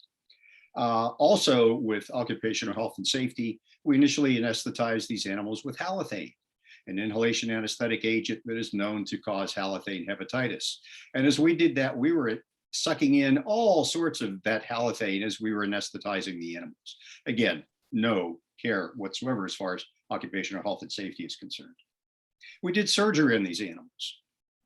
I never received any training in appropriate surgical technique, in appropriate tissue handling. It was a matter of watching two, scrubbing in for the third one, and doing the surgery the fourth time around. And again, we know that that's not going to be happening now. We know that there are requirements for people to be appropriately trained in order to undertake those things. There was no post-op analgesia at that time. But in reality, within veterinary medicine, post-operative analgesia was really not a big issue. If we took our pet dog to the veterinarian and it had surgery, it probably would not have received it as well. And in fact, even in the human environment, if we go back and look then, neonates who underwent cardiac surgery frequently received very little anesthesia and not very much analgesia post-op, because there was a fear that the drugs were going to kill the babies. So again, increased knowledge has made huge differences in how we deal with it. And then finally, vet coverage.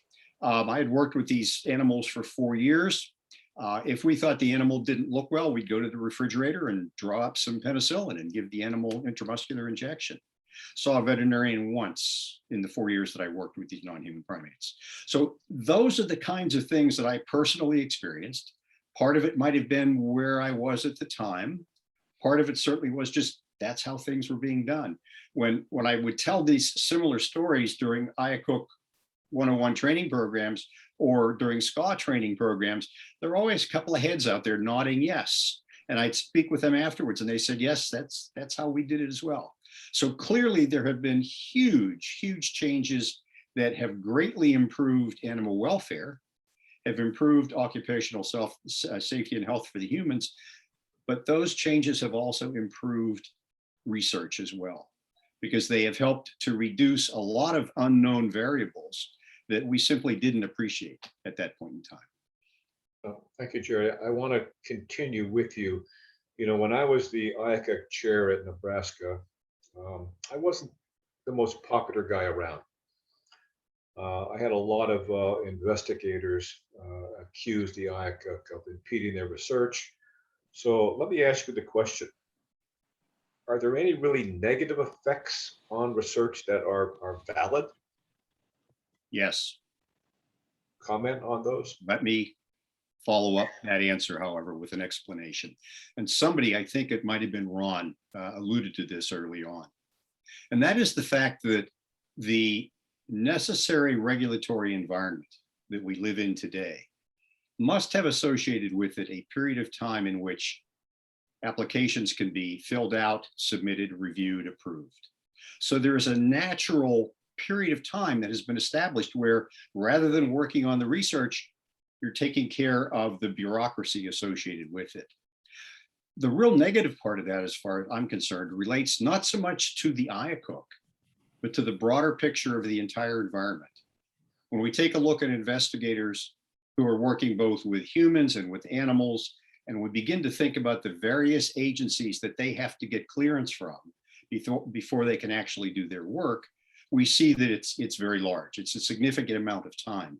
So each of us, associated with whatever particular regulatory group it might be, has a responsibility to make sure that we are staying within the guidelines, but are also doing everything we can to minimize the size of the hurdle. And not just the people on the committee, but the institutions as well. Part of that really relates to individual IACUCs. Over many years, seeing many different places, the one thing that always struck me was, if an IACUC is really being effective in doing its job well, the amount of slowdown attributed to it as it relates to animal research is fairly minimal. However, it's not uncommon for an IACUC to either not understand what they should be doing, or they let one person command the IACUC and to tell the IACUC what it should do. And as a result of that, the IACUC suddenly is doing more and more and more.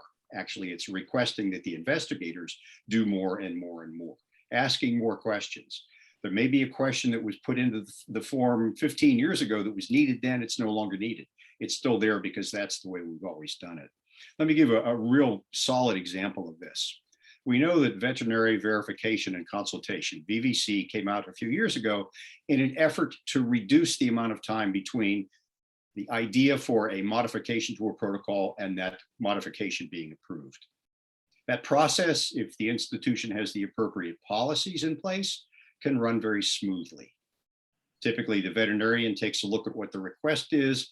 All of the necessary boxes have been checked for that request to be approved. The veterinarian says it's okay and the work can begin. I happen to be at one institution, and the institutional IACUC had allowed one person to tell them what they should be doing with this. And that one person had told them that, okay, once the veterinarian has approved this, that approval must now go back to the IACUC for full committee review and approval at the next scheduled meeting. So the whole purpose of VVC, to shorten that time, had been changed.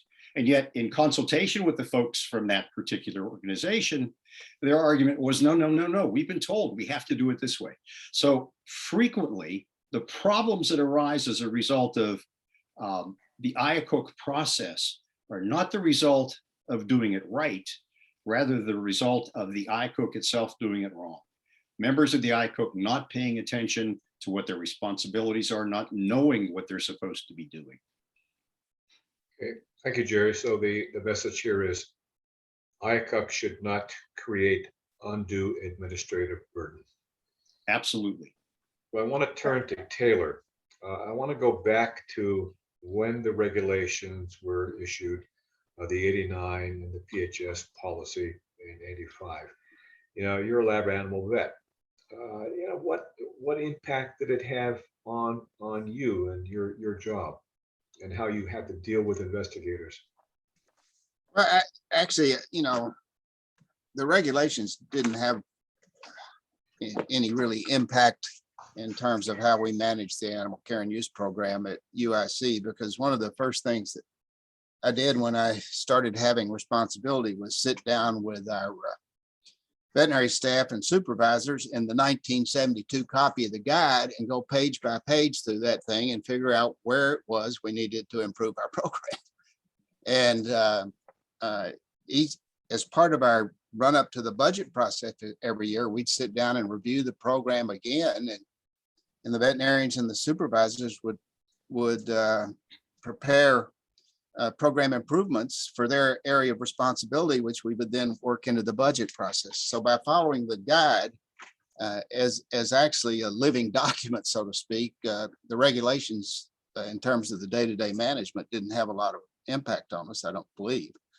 Where it did have a big impact was in my role working on the neighbor board and on the neighbor federal regulations committee, because I did get involved with along with the other organizations in preparing neighbors' comments for the 85 amendments. And one of the things that I had learned in the job I had while I was going to vet school, which was working for a Texaco distributor driving a truck, was that you needed to know the regulations better than the people that regulated you, because they would pull you over on the side of the road and want to see if you had your fire extinguisher and all this kind of stuff. And that was kind of a message I passed on to the people who came through our postdoc program. You need to, if you're going to be regulated, you need to know what's in the regulations. And in fact, Ron mentioned the training of the VMOs. The neighbor committee was meeting with folks in the USDA on a regular basis. And one time I held up what was then the regulations and said, can I put together a training program for VMOs that's no longer than the regulations? Because if I need to know the regulations, can't they have a training program that's no longer than the regulations? I don't think they thought it as funny as I was, but I do think that was the big impact. It's just, I somehow got sucked into the regulatory process, and Ron and I had our dog and pony show at various meetings over the years. Okay, thanks, Taylor. Yeah, let me deviate just a second.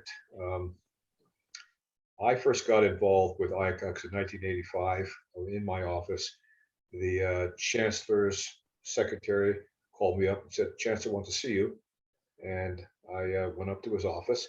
I think that was the first time I've ever been in his office, in that rarefied place in the medical center. And he said, now we got a problem. We need to have an IACUC because this thing called the PHS policy requires an IACUC. And my response was, what the hell is an IACUC? And this guy was a rather progressive chancellor, and he knew what it was. And he said, I want you to develop an IACUC for us. And I said, well, I don't know anything about it because I'm a basic science researcher, and I'm working with rodents. And my research was like Jerry's, no oversight whatsoever. So he said, I'm going to send you out to California. It was one of the first primer meetings on the PHS policy and IACUCs. It was at the I can't remember the name of the center, but it was in Monterey, California.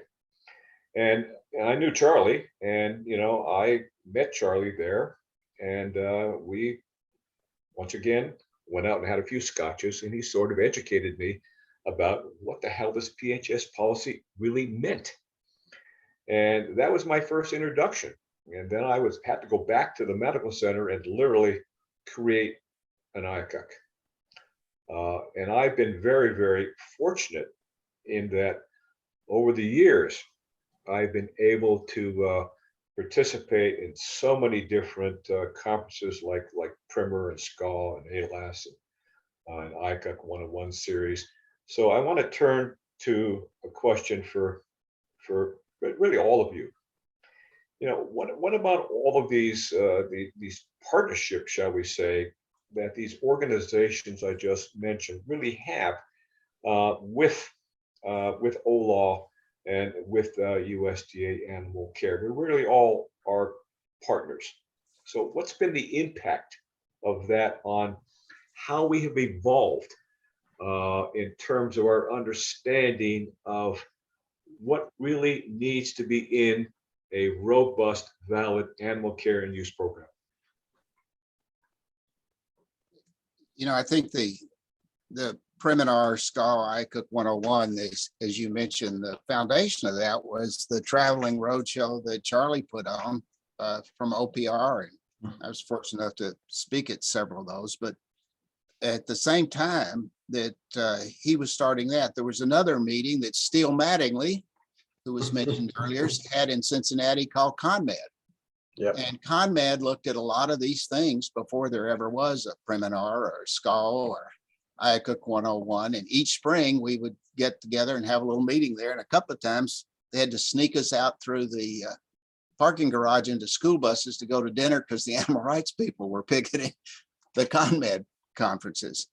And I think one of the other things that happened was Frank Lowe, who was also mentioned previously, at the time was, I think, chair of, I can't remember what his involvement was, but he had the idea of putting out a book called the Biomedical Investigator's Handbook for Researchers Using Animals Models, and it was put out by FBR. And this was in 1987, before there were any of those things taking place. So I think Charlie and Steele and Frank Lowe deserve a lot of credit for starting this educational process that then turned into quite a number of meetings every year, having been to many of them. I would just add that the relationship when I was at OPRR, the relationship between OPRR and Primer was critically important during that period of time when we were trying to harmonize the regs and the policy and get buy-in to the new policy for a number of reasons. Number one, Joan Racklin was an amazing driving force for whatever it is she felt needed to be done, and with your encouragement, away she went.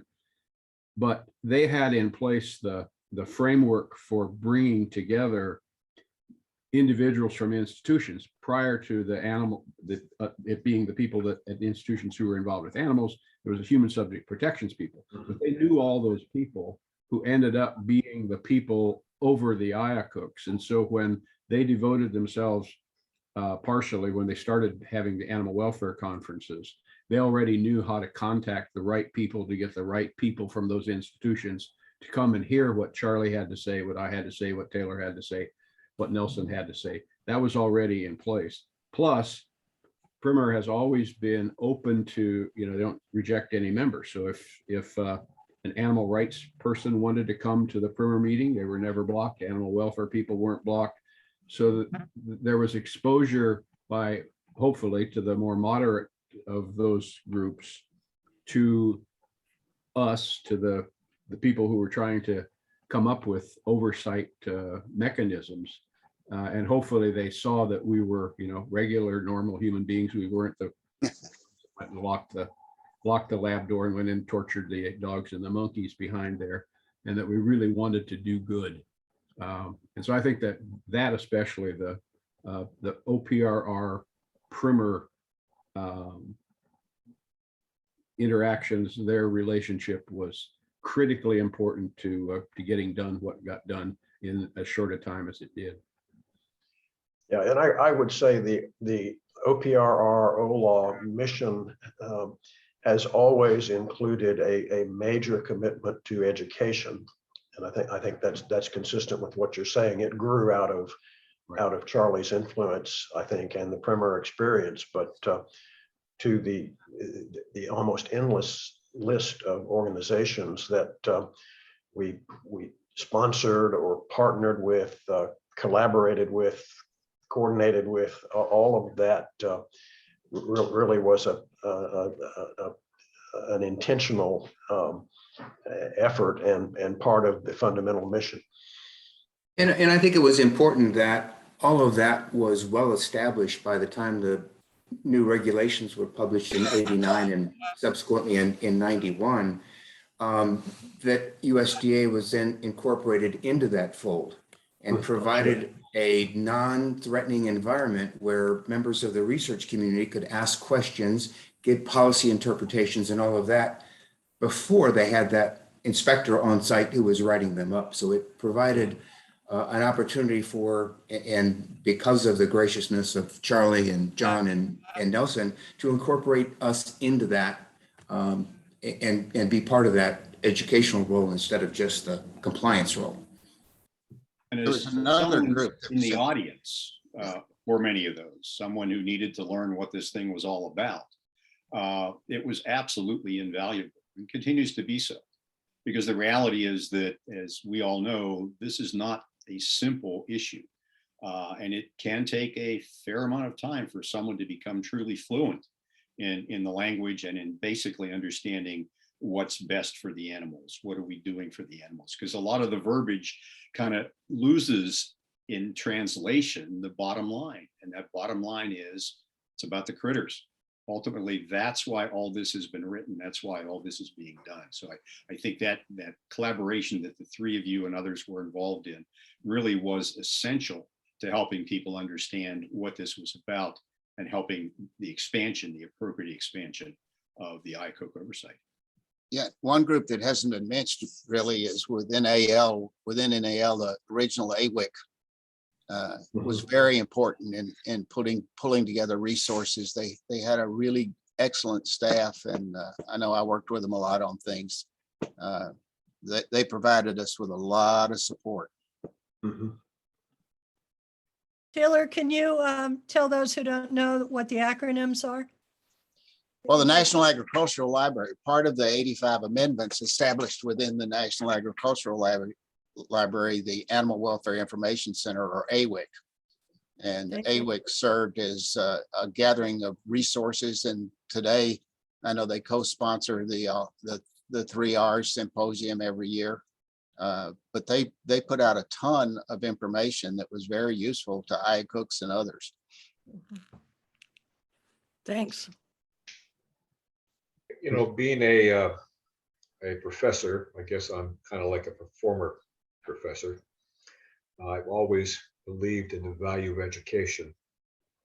And I wonder what the panel thinks would be the best way for institutions to help educate their investigators and their IACUC members.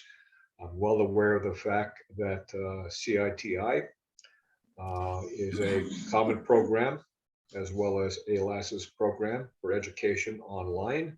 But is that really enough? Should we be doing more? And if so, what are some ideal educational ways to accomplish what we want to accomplish? For the entire panel.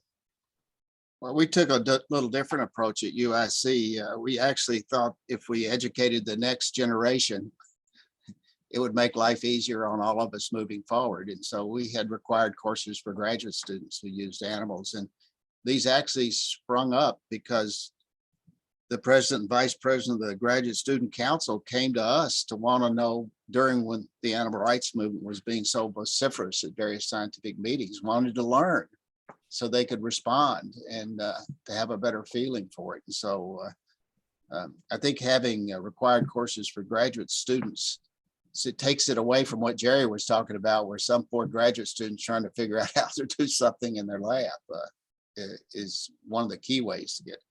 And we also had a graduate student represented from the Graduate Student Council on our IACUC from the get-go. Just a comment, Ernie, we're at 5 minutes before the break, and Elizabeth Toby from AWIC also made a comment that they're around and happy to help everyone. They're updating their resources on their website, updating bibliographies, and offer assistance in literature searches for alternatives. So it's nal.usda.gov/AWIC. Okay. Ernie, if I could make a brief comment, and clearly educating the investigators and the members of the IACUC is important, but I think we also need to try to educate the investigators about the importance of explaining to the public, to their neighbors, to their friends, to their family, what they do and why they do it. You know, we know about all the things that happened in the 80s and the 90s. That's changed somewhat. But if we look at what's happening with vaccines right now, perhaps 80 million Americans, some of whom have very valid reasons for being afraid to get vaccinated, but an awful lot of them don't believe science, don't believe scientists.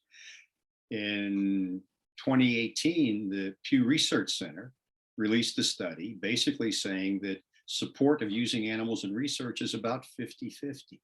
So although we can do everything we can within our institutions, there's a huge, huge deficit in people understanding why animals are being used and how they're being used. And the number of investigators who are ashamed to even discuss with their family members what they're doing is really quite frightening. Okay, we have exactly 3 minutes left. And I am going to pose a question to the panel. One of you can choose to answer, not all of you. You can't do it in, now we have 2 minutes. Within 2 minutes, what do you think is the most important advancement that we should make to foster good animal welfare and good science within the next decade? One important advancement. Somebody choose to answer the question.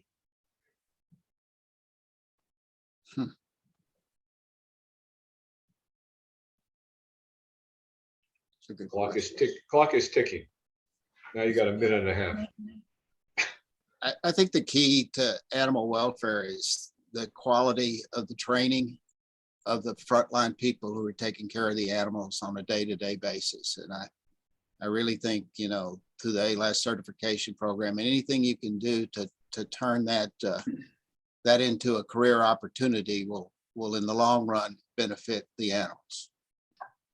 Jerry, you know what I was thinking as you were talking is that because IACUCs are organized and government mandated and staffed, it's easy for institutions to add additional duties onto them. And that isn't a criticism of universities. It's just an observation that everybody's trying to stretch a dollar and get more done. So some of the burden that IACUCs turn around and impose on people have to do with dean's offices and chancellor's offices trying to make the best use of the resources they have. It can, but in my experience, surprisingly few places allow that to happen. Really? There have been some places where I've been consulting and suggested to them that these are three things that are not within your purview. It's not your responsibility. This Yeah. is somebody else's job. But yeah, I didn't see a whole lot of that. You would think it would be there. Really, what they do is it's not so much giving them more. They just frequently don't give them the staff they need to actually meet the requirements as they exist now. Because, the idea of an IACUC requiring full committee review of VVC, that kind of falls on us to educate them. And it falls on them to trust us with the education we put out there. But it also falls on them. This was an interesting situation where the person pushing this was fairly high up, and they weren't interested in listening to anybody else. Yeah. I mean, there were several people there at the time, all of whom were fully aware of, and actually some of them had worked with you folks as that was being developed. They didn't want to hear it. I mean, one of the things that always amazed me was the number of times when there's a situation like that where the IACUC, it's almost painful for them to say, oh gosh, maybe we're wrong. I don't know. Well, what they often say is, we don't trust you guys. And you've heard me tell this story before, where I told somebody at Primer asked me, what does advance in writing mean? And I said, it means before you do it, you have to have a policy written down. And she said, I don't believe you. Yeah. And I don't trust you. I said, I wrote it. That's what it means. But that's a different problem and needs a different solution. I mean, somehow you have to tease out the problem and address it. And the hard-headedness of human beings, that's a problem that's existed for a long time. I never fail to be, well, I guess I'm not surprised anymore at the ability of people in the research in our community to self-impose regulatory burdens on themselves. Amen. Like, You're reading my mind, John. And that's what, iCare is interested in. It's time for us to start again. Start, we're a little bit over. Okay. Yeah, I missed the Okay. 3-0, sorry. All right, welcome back, everybody. We've moved on to section 8. It's impact in and on the community. And let me clarify, when we say community, we're really talking about the research enterprise community, not the community at large. So I'd like to ask John to respond to this question, and then Nelson, the next one. So I'm altering the schedule just a little bit. The 79 and 85 PHS policies that required institutions and organizations to submit animal welfare assurances for the first time. And why was an assurance needed? I can remember that this was a painful process for me, and I certainly asked myself, why do I have to go through this? So John, perhaps you can enlighten me. Well, first of all, I need to correct you. Animal welfare assurances were first required by the PHS in 1971. Correct. 71. Okay. Yep. Believe it or not. And they essentially, I'm not 100% sure of this, but pretty certain that all they required was, well, they didn't require a committee. But the guy did. Pardon? What did you say, Taylor? The 1972 guide started requiring a committee. So that was required. So 71 was the first assurances. That was within NIH, right? And then expanded to PHS later. Not anybody, well, maybe, but it was all awardees. This all goes back to the origins of OPRR. All are in the the research grants area of NIH. So the first requirements were for assurances, were just a simple, you assure that you're taking good care of animals, and you write it down and you send it in. There's a great anecdote. Bill Robb, I mentioned him before, acting director of NIH, gave a ton of hearings in Congress.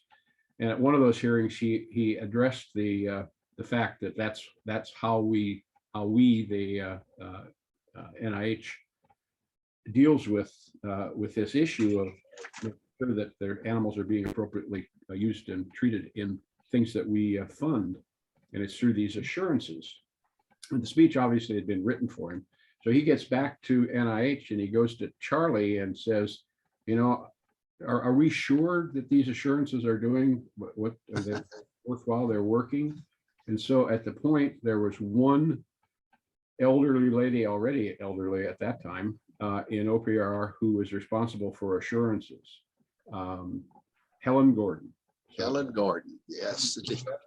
Charlie went to Helen Gordon and he said, so tell me about the assurances. How do we handle these assurances? And even at that time, it was probably 800, I would guess, or something well in the hundreds. How do we deal with them? She said, oh, it's great. It's very simple. She said, I receive them, I log them in, and I file them over there in that file cabinet. Charlie said, do you read them? She said, oh no, you receive them, log them, and file them.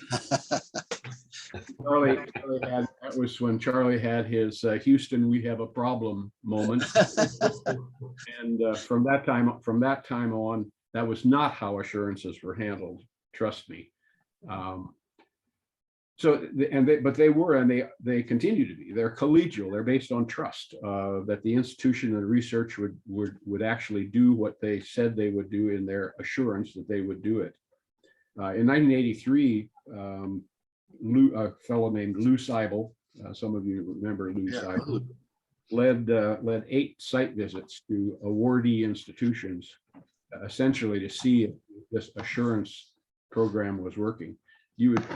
And back to the ALAC linkage, one of the ways that OPR has always, recognized ALAC at the time was, back then, you had to have the assurance had to either describe in some very minor detail what you did, or if you were ALAC accredited, you just had to tell them you were ALAC accredited and what component, make sure what component of your organization was accredited. So when Lou Seibel did his 8 site visits, number one, I was amazed to see that NYU, Washington University were on the list because they were 8 awardee institutions who were not ALAC accredited in 1983. So ALAC always got like favored nation status at OPRR. When we, after the 79, after the 79 guide, one of those guides, when I got there in 86, we had to have all the 85 guide and the 85 policy, all brand new assurances.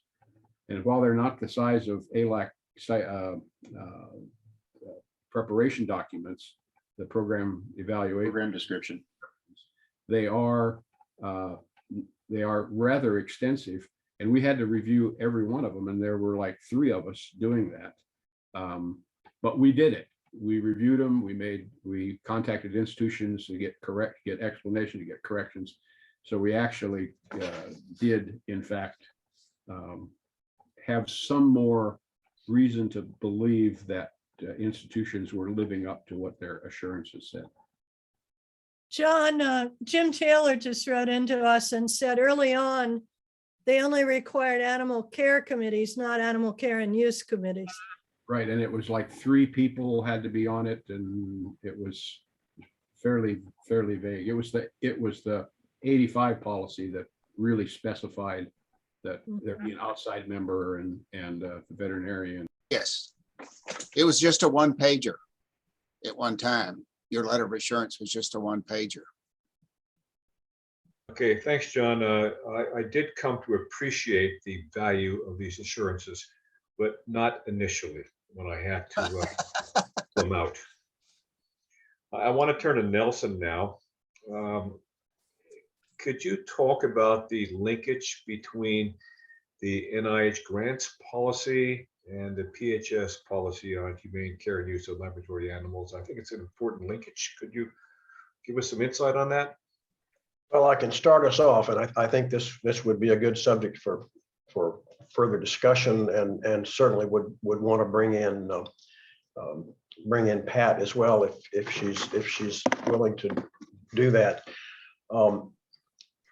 I do think that there is a fundamental difference between a regulation and a policy, and I think we've kind of touched on some of this before. It's not even it's not all that different from the difference between USDA's and OLAW's approach to oversight.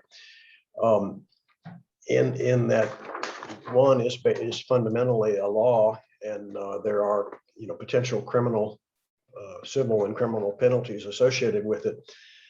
The other is a condition of eligibility for funding. And again, that is, I think that's essential to understanding the different approach. PHS animal policy is an integral part of NIH and PHS grants policy. And I would go a step farther in saying that compliance with animal welfare standards really helps to guarantee the quality and reproducibility of the science. And I think we can kind of expand on that a little bit. And getting back to Jerry and some of the issues that investigators might face, I remember being a little bit puzzled and maybe a little bit in disagreement with some of the charts or the posters that were being circulated at NIH in my time there, where one of the posters showed a scale, a balance scale, where you had science on one side and animal welfare on the other, and it was like, maintain the balance. And I'm thinking, there's something wrong with that. At least from my perspective, the animal welfare component is really an essential part of sound science. And in eliminating variables in controlled studies, basically you can't have one without the other. And so I think in that sense, it sort of amplifies what I was trying to get at earlier about agency quality control or quality assurance as part of the NIH grants research support program. And I'd be interested in hearing other opinions, other comments on that. Okay, thanks, Nelson. I think we're really over now, so we're going to have to move on to the next section, and then maybe cut some time back in a little bit later on this afternoon. So I would like to take this opportunity to move into section 9 and introduce Dr. Patricia Brown first, and then Dr. Betty Goldentire second. So let me tell you a little bit about Pat Brown. She currently serves as the Director of Law. OLAW oversees the use of animals in all PHS service, National Science Foundation, and NASA supported research by providing guidance and interpretation of the PHS policy. They also monitor compliance with the policy, evaluate allegations or indications of non-compliance with federal animal welfare requirements, and they support educational programs that further the humane care and use of research animals. And certainly, Pat, we certainly recognize that the value of that support. We've talked about that earlier. And our second panelist is Dr. Betty Goldentire. Dr. Betty Goldentire currently serves as USDA's Deputy Administrator for Animal Care's Deputy Administrator. Betty joined Animal Care in 1988, and over the next 30 years held a succession of important positions, culminating in her appointment as the deputy administrator in 2019. I think it's important to note that Betty leads USDA's response to the 21st Century Cures Act. And this is an ongoing effort to reduce the regulatory burden on scientific researchers while maintaining scientific integrity and humane animal use. So welcome to both of you. And the title is, well, there's really no title. So I'll go to the first question. It's policy. Let's see. Okay, I see that. You're correct. We can come up with a better title than that. Okay. I didn't write it. Okay. My fault. I like policy. Right. So here is the first question. How has this is for both of you.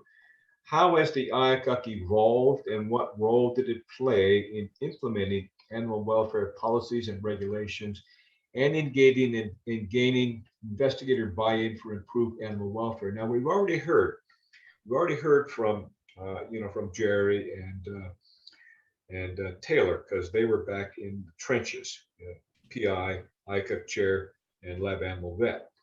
So from the perspective of Olaf and animal care, what do you think about gaining this investigator buy-in for improved animal welfare? Was it a tough road to hoe, so to speak? Thanks, Ernie. I'm going to start on this one. And I feel like I was in the trenches back then too. So back in the late 80s, early 90s, I was inspecting kind of over in Taylor's neck of the woods. And I can tell you, you've heard a lot about how long it took, how many proposals, and this was so new to us. I idea at the time how this was going to work out. It wasn't what we as inspectors were used to doing at all. It wasn't anything that we were seeing in the institutions we were inspecting. And really, I feel like it could have gone other ways than what it did. I really credit you leaders on this panel and your colleagues. In my opinion, the IACUCs have evolved really into the centerpiece of a community-wide culture of animal welfare and compliance. And that is so important because, as Nelson said, it's vital for good science. It supports the research, but it's also, it's inspectable. We can regulate it, and that's critical because we need credibility and public support for what we all do. So I think really the evolution of the IACUCs has been really extremely successful on both sides. And in USDA, we work with a lot of regulated communities that do not have any formalized system to manage welfare within their communities. And it's a completely different world. They don't have the kind of buy-in and sort of industry-wide support for continually improving and exceeding the minimum standards. And so it really is a tribute, I think, to the IACUCs and to the regulations that got us here. Pat? Thank you, Betty. Pat? Well, before I answer your question, I just want to say how humbled I am to have these giants of animal welfare among us today and to hear firsthand their reflections on this history and how our current system came about and how it's evolved. I just want to thank you all for taking the time and for really putting your heart and soul into telling us where we all came from. So, as John said, the PHS policy has really stood the test of time, and it's remained pretty much unchanged concerning the responsibilities of the IACUCs. But over this time that I've had in OLA, I've been able to really see the influential changes that have been driven from input from IACUCs as we have fine-tuned the information, the guidance that we provide to keep IACUCs operating effectively, to maintain and improve the oversight of the research, and also to engage the investigators. So I have just a few examples that I just wanted to put forward that kind of tie the past history to where we are now. The first example is designated member review subsequent to full committee review. And we offered that idea back in 2009 because we'd been observing in our review of assurances from certain institutions that they had developed this process and they wanted to make sure what they were doing was okay. And we reviewed it and we said, yes, this is fine. We need to share it with the rest of the community so that they can take advantage of it if they care to. And as you all know, if you're involved with IACUCs now, DMR subsequent to FCR allows the IACUC to have a policy that allows the streamlining of the review process after the committee has met and wants changes made to a protocol that they've just reviewed. So that whole process, I said, it's meant to streamline it so that the PI is getting that follow-up and that okay to proceed in a quicker timeline. Another change that was spurred by comments that we received from IACUCs and resulted in a joint notice between us and USDA was us officially acknowledging the use of alternate members. And in that guidance that we issued back in 2011, we provided details on the flexibilities for how to use alternates.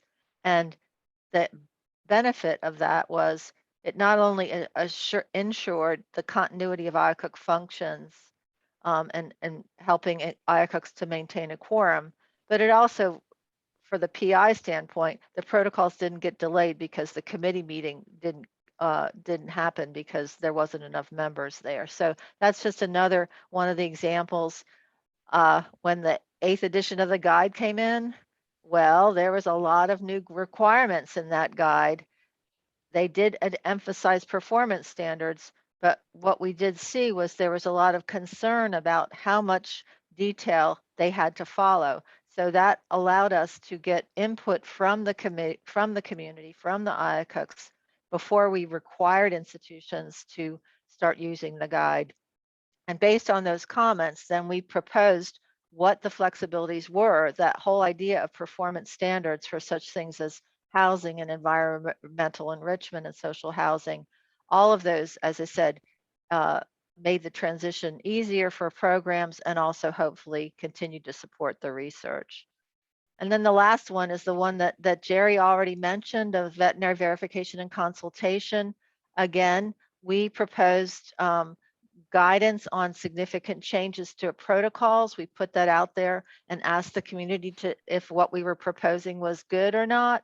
They came back with the idea that then Betty and I sitting across the table, similar to our previous colleagues that were talking, came up with the idea of veterinary verification and consultation for IACUCs, that if they already had a policy or standards for changes in anesthesia or certain kinds of changes to the protocol, that could be a streamlined process using the veterinarian to confirm that the information in the protocol met the IACUC's policies. So as I said, all of those are just examples of how that cooperative process between the IACUC community and the regulators like OLA can really end up benefiting the whole process and advance the whole efforts.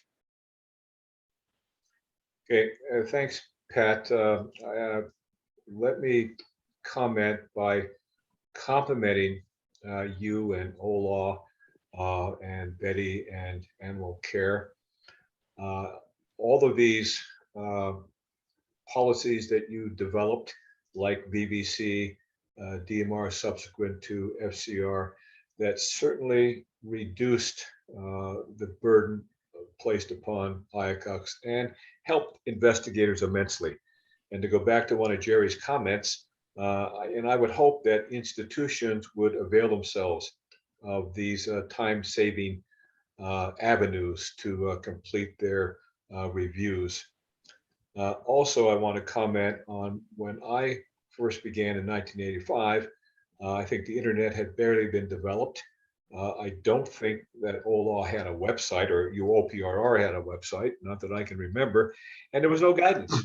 We didn't And- even have a fax machine at that point.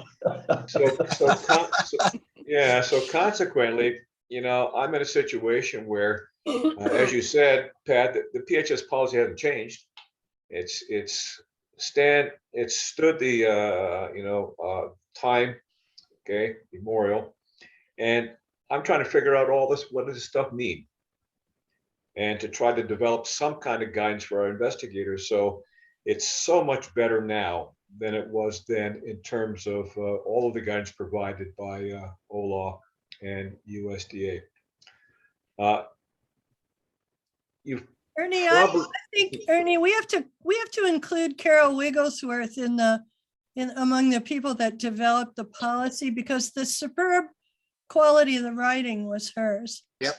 The That's- ideas came from many of you. yeah, that's true. Okay, I remember Carol very well. So well written. Yes. Now we kind of moved into that second question about reducing or minimizing regulatory burden. So I'd like to change it, if I may. I'd like to ask you to perhaps. Gonna throw us a curveball. Oh, I won't throw you a curveball. I never do that, Pat. Oh, you never do you, Ernie? The 21st Century Cures Act. I mentioned that Betty is, taking the lead and will care to try to move that through government. Can you all comment on that? Sure.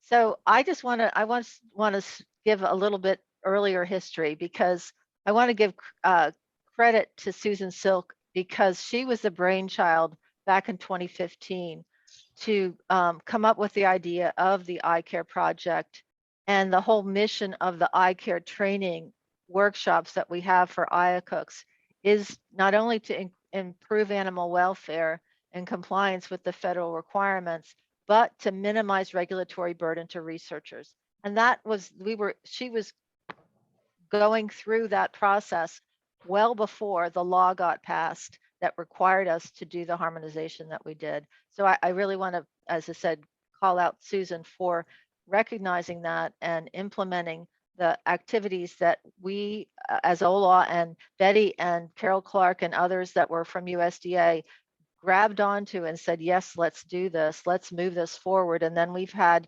6 other federal agencies that are all part of the iCare project and providing support to it, and in some cases also providing faculty to the program. But back to the 21st Century Cures Act. So as anyone who's been around the last few years knows, we were asked by or required by Congress to harmonize, make revisions to reduce burden on investigators while maintaining the integrity and credibility of research findings and the protection of research animals. So it has been a balancing act, and that we have to look at what can we do to look for refinements, where are flexibilities that are already built into the regulations, where can, as Betty will tell you, can they change the regulations to harmonize with some of the requirements that NIH has. So we are currently at the point where we released our report back in 2019, following listening sessions and repeated input from the IACUC community and the public. That report has a laundry list of actions that we're now taking. We're continuing to work on the policy guidance for a number of different topics. And as you can see, every single time we do this, currently we've been having 90-day comment periods to get your input from the IACUCs, from the animal programs, about what we're proposing, as I said, to enhance what you do, and also to give the more flexibility so the scientists have less burden. Okay, thank you. All right, Betty? Okay. On the CARES Act, I first want to give tons of credit to Pat. she has really been the lead over the whole thing and just done an amazing amount of work. I got a little tied up with Tiger King and she just stepped right in and took care of everything. So it's been great working with her. I think we've made, really good progress and accomplished a lot. And it's kind of like a model for how to go after regulatory burden. Like, it's not easy because the public has these expectations and they keep moving the target on you. They want you to do more and more and more. And it's awfully hard to get rid of a regulation. It's a lot easier to add on to already all the regulations we have. But I think the Cures Act, just the working group worked really well together, and you have to just go at it kind of with the idea of, where is the unnecessary burden? You can't sit down with each other and find those unnecessary burdens and find those places where you can harmonize unless you have a really good professional working relationship. And so, we are lucky that you all started this of working this closely together so we could just follow in and then we can get to some of these burden issues. Okay, great. Thanks very much. I appreciate that. Ernie, we have a comment from Steve Nemi. Thank you, Steve, about burden. So this is a good time to read it. There's a related question to self-imposed regulatory burden.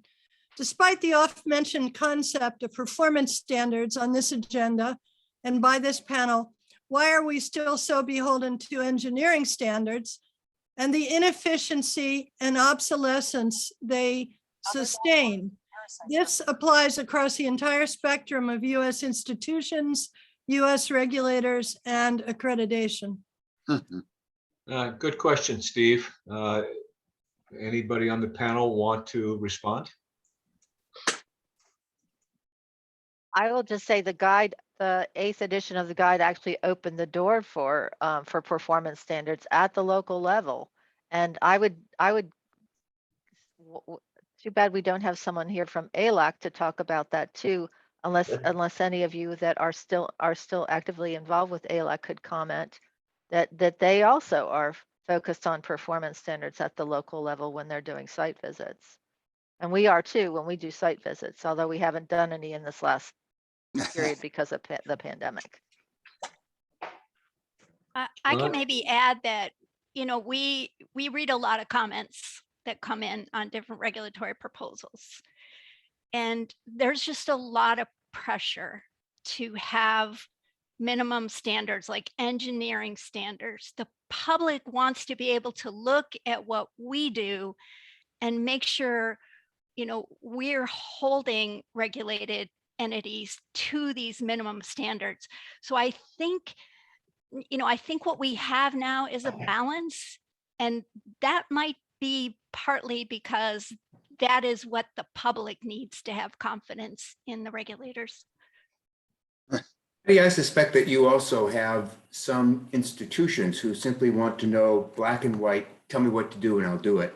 Amen. Where it takes some more ingenuity to develop and implement a performance standards. Some institutions are kind of a minimalist and it's just tell me what to do and I'll do it. Yeah, and it's kind of interesting. You take a group of assistant professors, associate professors who will fight to the death for academic freedom and put them on a regulatory committee, and they want everything in black and white. A checkbox approach. It just makes life easier. John's laughing, but some of these IACUCs just go crazy. I had an investigator. You're muted, John. Yeah, I had a very senior investigator who had his protocol tabled, and I met with him after it was tabled, I think 3 times. And he said, all right, tell me what to put in these. Okay, whatever you want, dictate it to me, I'll put it in there. I really didn't have any confidence that he would follow any of those directions. Could you read Jim Taylor's comment about ALAC, since he's a longstanding ALAC emeritus? He says ALAC absolutely supports and embraces performance standards and the use of site-specific evaluations that validate the performance standard is meeting the requirements, in quotes, or needs of the procedure practice, seeking positive results that satisfy animal welfare needs. And that's what we would argue, that's exactly what we would expect too. That's a very well good, Yeah, well written way to say it. Yes. yeah, absolutely. Okay, I think we all agree with that. So let's move on to section 10.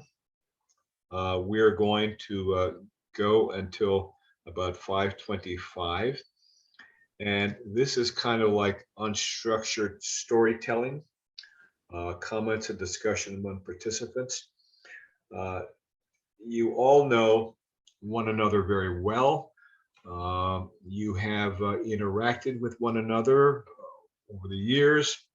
I would assume that you have stories that you would like to tell that are interesting, that are funny. Please do so. One of the points that I didn't get to make that that I would like to is that I mentioned the meeting between the USDA higher level person and the HHS higher level person, and the fact that that was the turning point when the USDA undersecretary told the OGC, don't impede progress here. On the way back, and I got to that meeting by riding with the acting director of NIH, Bill Robb, at the time, in his car. It wasn't a limousine; it was a big black sedan, and it had one of the very first. This is dating how old many of us are here. It had one of the very earliest car phones, which, for those of you who don't remember, it was a gigantic box sitting in the front. In the front with this big brick. I mean, it was in fact the size of a brick, and that was the phone. Well, driving back from that meeting, I was talking to Dr. Robb, and the phone rang, and he answered it, and he said, "Here, John, it's for you. It's Jim Mason. He's the Assistant Secretary for Health." And so I took the call, and then the important thing about that is that it demonstrated to me that what I was doing was being noticed. And more importantly, that we had the support of the highest level of HHS in doing what we were doing.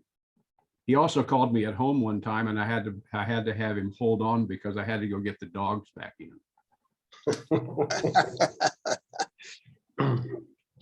Well, talking about regulatory burden, I would like to take this opportunity to claim full credit for why we don't have to have air conditioners built into our armpits. In reviewing the regulation early on, I was the one that picked up the probable typo that was requiring axillary ventilation for outdoor housing facilities. So I changed that to auxiliary. And so as a result of that, we have prevented a huge burden. I remember that. Yep. Yep. Yeah, Nelson, do you remember the time that that you called me up and you said, I got a problem with your how you handle your case studies. You are inciting non-compliance, and I need to talk to you about it. Remember that? Which time was that, Ernie? Every time you were at SCA with him. Yeah, I was. And I was on my way to DC, and I think you called me in the airport, and I said, "Okay, Nelson, I'm coming to DC. I'll meet you at it was OPR then, I think." And we talked about it, and I promised to be good, and I would promise to not ever again, incite non-compliance. You remember that? Well, bless you, my son. Yeah. Ernie, when I first took my job at Ola, Nelson said to me, "Those are really good guys, but you got to hit them upside the head every now and then." Yeah. Well, that goes back That to. was good advice, Nelson. That goes back to the real reason that John hired me in the first place, which was he knew a lot about my background, and being an old farm boy himself, he picked up on the fact that I had successfully interacted with mules for a long period of time, and that was the qualification that got me hired into OPRR. Absolutely correct. Yeah. We have a comment here from Barbara Williams, and she says, this has been so interesting. I remember from the olden days that sorry guys, she called it the olden days, that OPRR started as the institutional review branch in the Division of Research Grants, now CSR. That office was transferred to the OD as OPRR. The director was Dr. Don Chalky. Dr. McCarthy was appointed director of OPRR when Dr. Chalky retired. She's correct. Yeah. It was actually at one point it was called the Institutional Relations Branch or Office or something like that. I found the names to be fascinating as I went back through and saw what they were called back when they meant what they meant simple things. Office for Protection from Research Risks. They kind of muddied it up a little bit there. We all know now what it means, but at the time, I imagine people were scratching their heads about what in the world we were talking about. I'll tell you a quick story about Charlie McCarthy. He told me one of his first assignments when he moved to Washington and became laicized was given to him by his boss. Apparently his boss, I don't know who that was, walked into his office with a big box filled with documents. And he said, Charlie, I want you to write the government's defense. Well, in that box, okay, were the documents pertaining to the syphilis study, the Tuskegee syphilis study. So Charlie, according to what he told me, he spent about a week or 10 days and he read them all. And then he wrote a one-line response and took it to his boss. And the one-line response was, and I quote, "There is no defense." Yeah, in the beginning of this, Carolyn was talking about how we go back a ways. Well, I met Betty. I think it would be probably right after you started with the USDA. I was asked to give a talk on the new amendment at the Wisconsin ALAS meeting, and I have a copy of the Federal Register with her name and number I took down that night, sitting over here in my file cabinet, though the paper's a lot yellower than it was when I first wrote it down. What's really funny about that though, too, is we weren't very good at communicating in animal care in those days. I did not have a copy. I hadn't seen it. Yeah, Taylor let me look at his copy. Taylor, I bet you've never thrown any papers away in your life. Yeah, I have. I've gone through, but I do have, going back to the original Animal Welfare Act and all that in my files, plus all the NIH documents. And every once in a while, one of these regulatory agencies tries to sneak something by you, so you have to go back to the original files and see what they actually said. About going back, I bet I can go back. Taylor Taylor, did you ever meet Bennett Cohen? Oh yeah, remember he was Bennett was at Northwestern before he went to Michigan. Well, for those of you who don't know, Ben Cohen was actually the grandfather, the original, the god of laboratory animal care and use as we know it. I mean, he started the small group of 5 veterinarians, five became four in Chicago, and he and Bob Flynn, and I worked with Bob and Nate Brewer, Elihu Bond, who was actually the director at the facility I ended up directing. So it's a small world. And I'm so honored. I have ALAC's Bennett Cohen Award back here, just out of view. But my Ben Cohen store is a brand new diplomate in the American College of Laboratory Animal Medicine, 1979. I went to my first ALAS meeting and ended up sharing a hotel room with Ben Cohen. What I remember, that was fascinating to begin with, but what I remember most is although I grew up on a dairy farm, I never liked early mornings. And so I was awake fairly early one morning to this funny sound coming from the floor on the other side of the other bed in the room. And I raised up and looked over, and there was Ben Cohen, who I don't know how old he was at the time, but he was doing his morning, 100 push-ups before he got up. So He and Nate Brewer, yeah, they were, you know, pretty- Nate.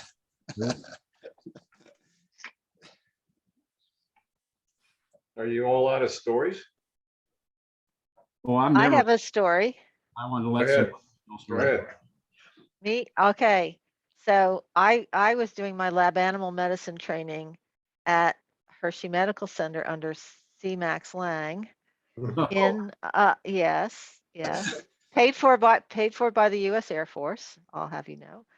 And they were talking about, well, that there was going to be these changes in how institutions got money from the government, from NIH, because of course back then Hershey was one of the grantees. And I just thought, well, why don't you just make everybody get ALAC accredited if they want to get the money? So that was the very juvenile thought that I had was, isn't that easy? Because of course Hershey was ALAC accredited and they had a very good program, but that just goes to show you that did get incorporated into the plan, was that people that were, or institutions that were ALAC accredited are on a different level of oversight in terms of the information they provide in the assurance agreement. So In the I initial, wasn't quite right, but at least it was going in the right direction. Great idea, yeah. in the first, the process of reviewing all those assurances that came in subsequent to the 85 revisions, because they all came in at once. I mean, there was no just all of it, whoever got theirs, they rolled in and in they came every day. There's another stack of them. And so very early on, they made the determination that the ALAC accredited organizations would automatically go to the end of the line. They would be reviewed last. We would go through all the rest of them and get them approved before we did the ALAC accredited. So there's been recognition from OPRR for a long time that ALAC accreditation means something. Well, I did look, before we're getting ready for this, I started looking through the history, and it looks like even in the earlier versions of the assurance, just the NIH assurance agreement, indicating you were ALAC accredited was one of the ways that you could provide information in the early, very short versions of the assurance agreement, I guess probably in 73 or 79 Yes, version, That's I true. think. I remember. Taylor? You have John, you have a message from Monty Matthews. He says, wasn't the effort for OPRR and USDA working together to harmonize the policies and regulations under the broader congressional directive to reduce regulatory burden under the Reagan administration? And Well- here we are again, Pat. Yeah, no, it was not. It was the harmonization was directed by the USDA legislation. Yeah, it was in the Animal Welfare Act. Well, I don't think it was in the Animal Welfare Act. But yeah, I'm sorry, it was in the USDA. The consultation requirement, yeah. Yes, Because the PHS policy came into effect like 60 days, 90 days before the USDA regulations, before the Farm Act, the changes to USDA in 85. And so Was all that during Reagan? PHS policy preceded it. And so the harmonization was required by statute. At that time, that was during the Reagan administration, and the Reagan and Bush years had a really heavy focus on reducing regulatory burden. Bush headed a task force under Reagan, and then subsequently Quayle headed a similar group under Bush, whose main emphasis was to ferret out undue regulations. The office that did that was Office of Management and Budget has one level down from the top is the Office of Information and Regulatory Affairs. Yep. Head of that organization was a bona fide character. I suspect he was a presidential appointee given as high up in the organization as he was, but he was absolutely rabid about performance standards and reducing regulatory burden. And every time USDA had to provide a new set of proposals based on the comments they got in and Dale and my harmonization efforts, every time they did that, they had to do a new it was essentially a cost benefit analysis, Right. Economic Impact analysis. economic impact analysis every time. So that was clearly a part of it. And without the hammering from, I would have loved to have been in the room when I met with this guy, and I really wish I could remember his name. It was just he and I, but he also had those meetings with I assume Dale or somebody from USDA, and I would have loved to be in there when he was talking to them, because he and I, it was like, good old boys talking about, yep, we agree, yep, we agree, yep, we agree. I doubt that was the case when the USDA person was there, Betty. It's interesting that it wasn't brought up, though I noticed that you sent out a notice of the meeting 10 years ago celebrating the 25th anniversary, but the 1984 NIH Symposium on the proper use of animals is what, there's a meeting at the National Academy, kicked all of this off, where the investigators were there, the folks from the protection agencies were there, and it set a tone that was really, you had to be there to appreciate it. Well, that we're closing in on the end of our time together.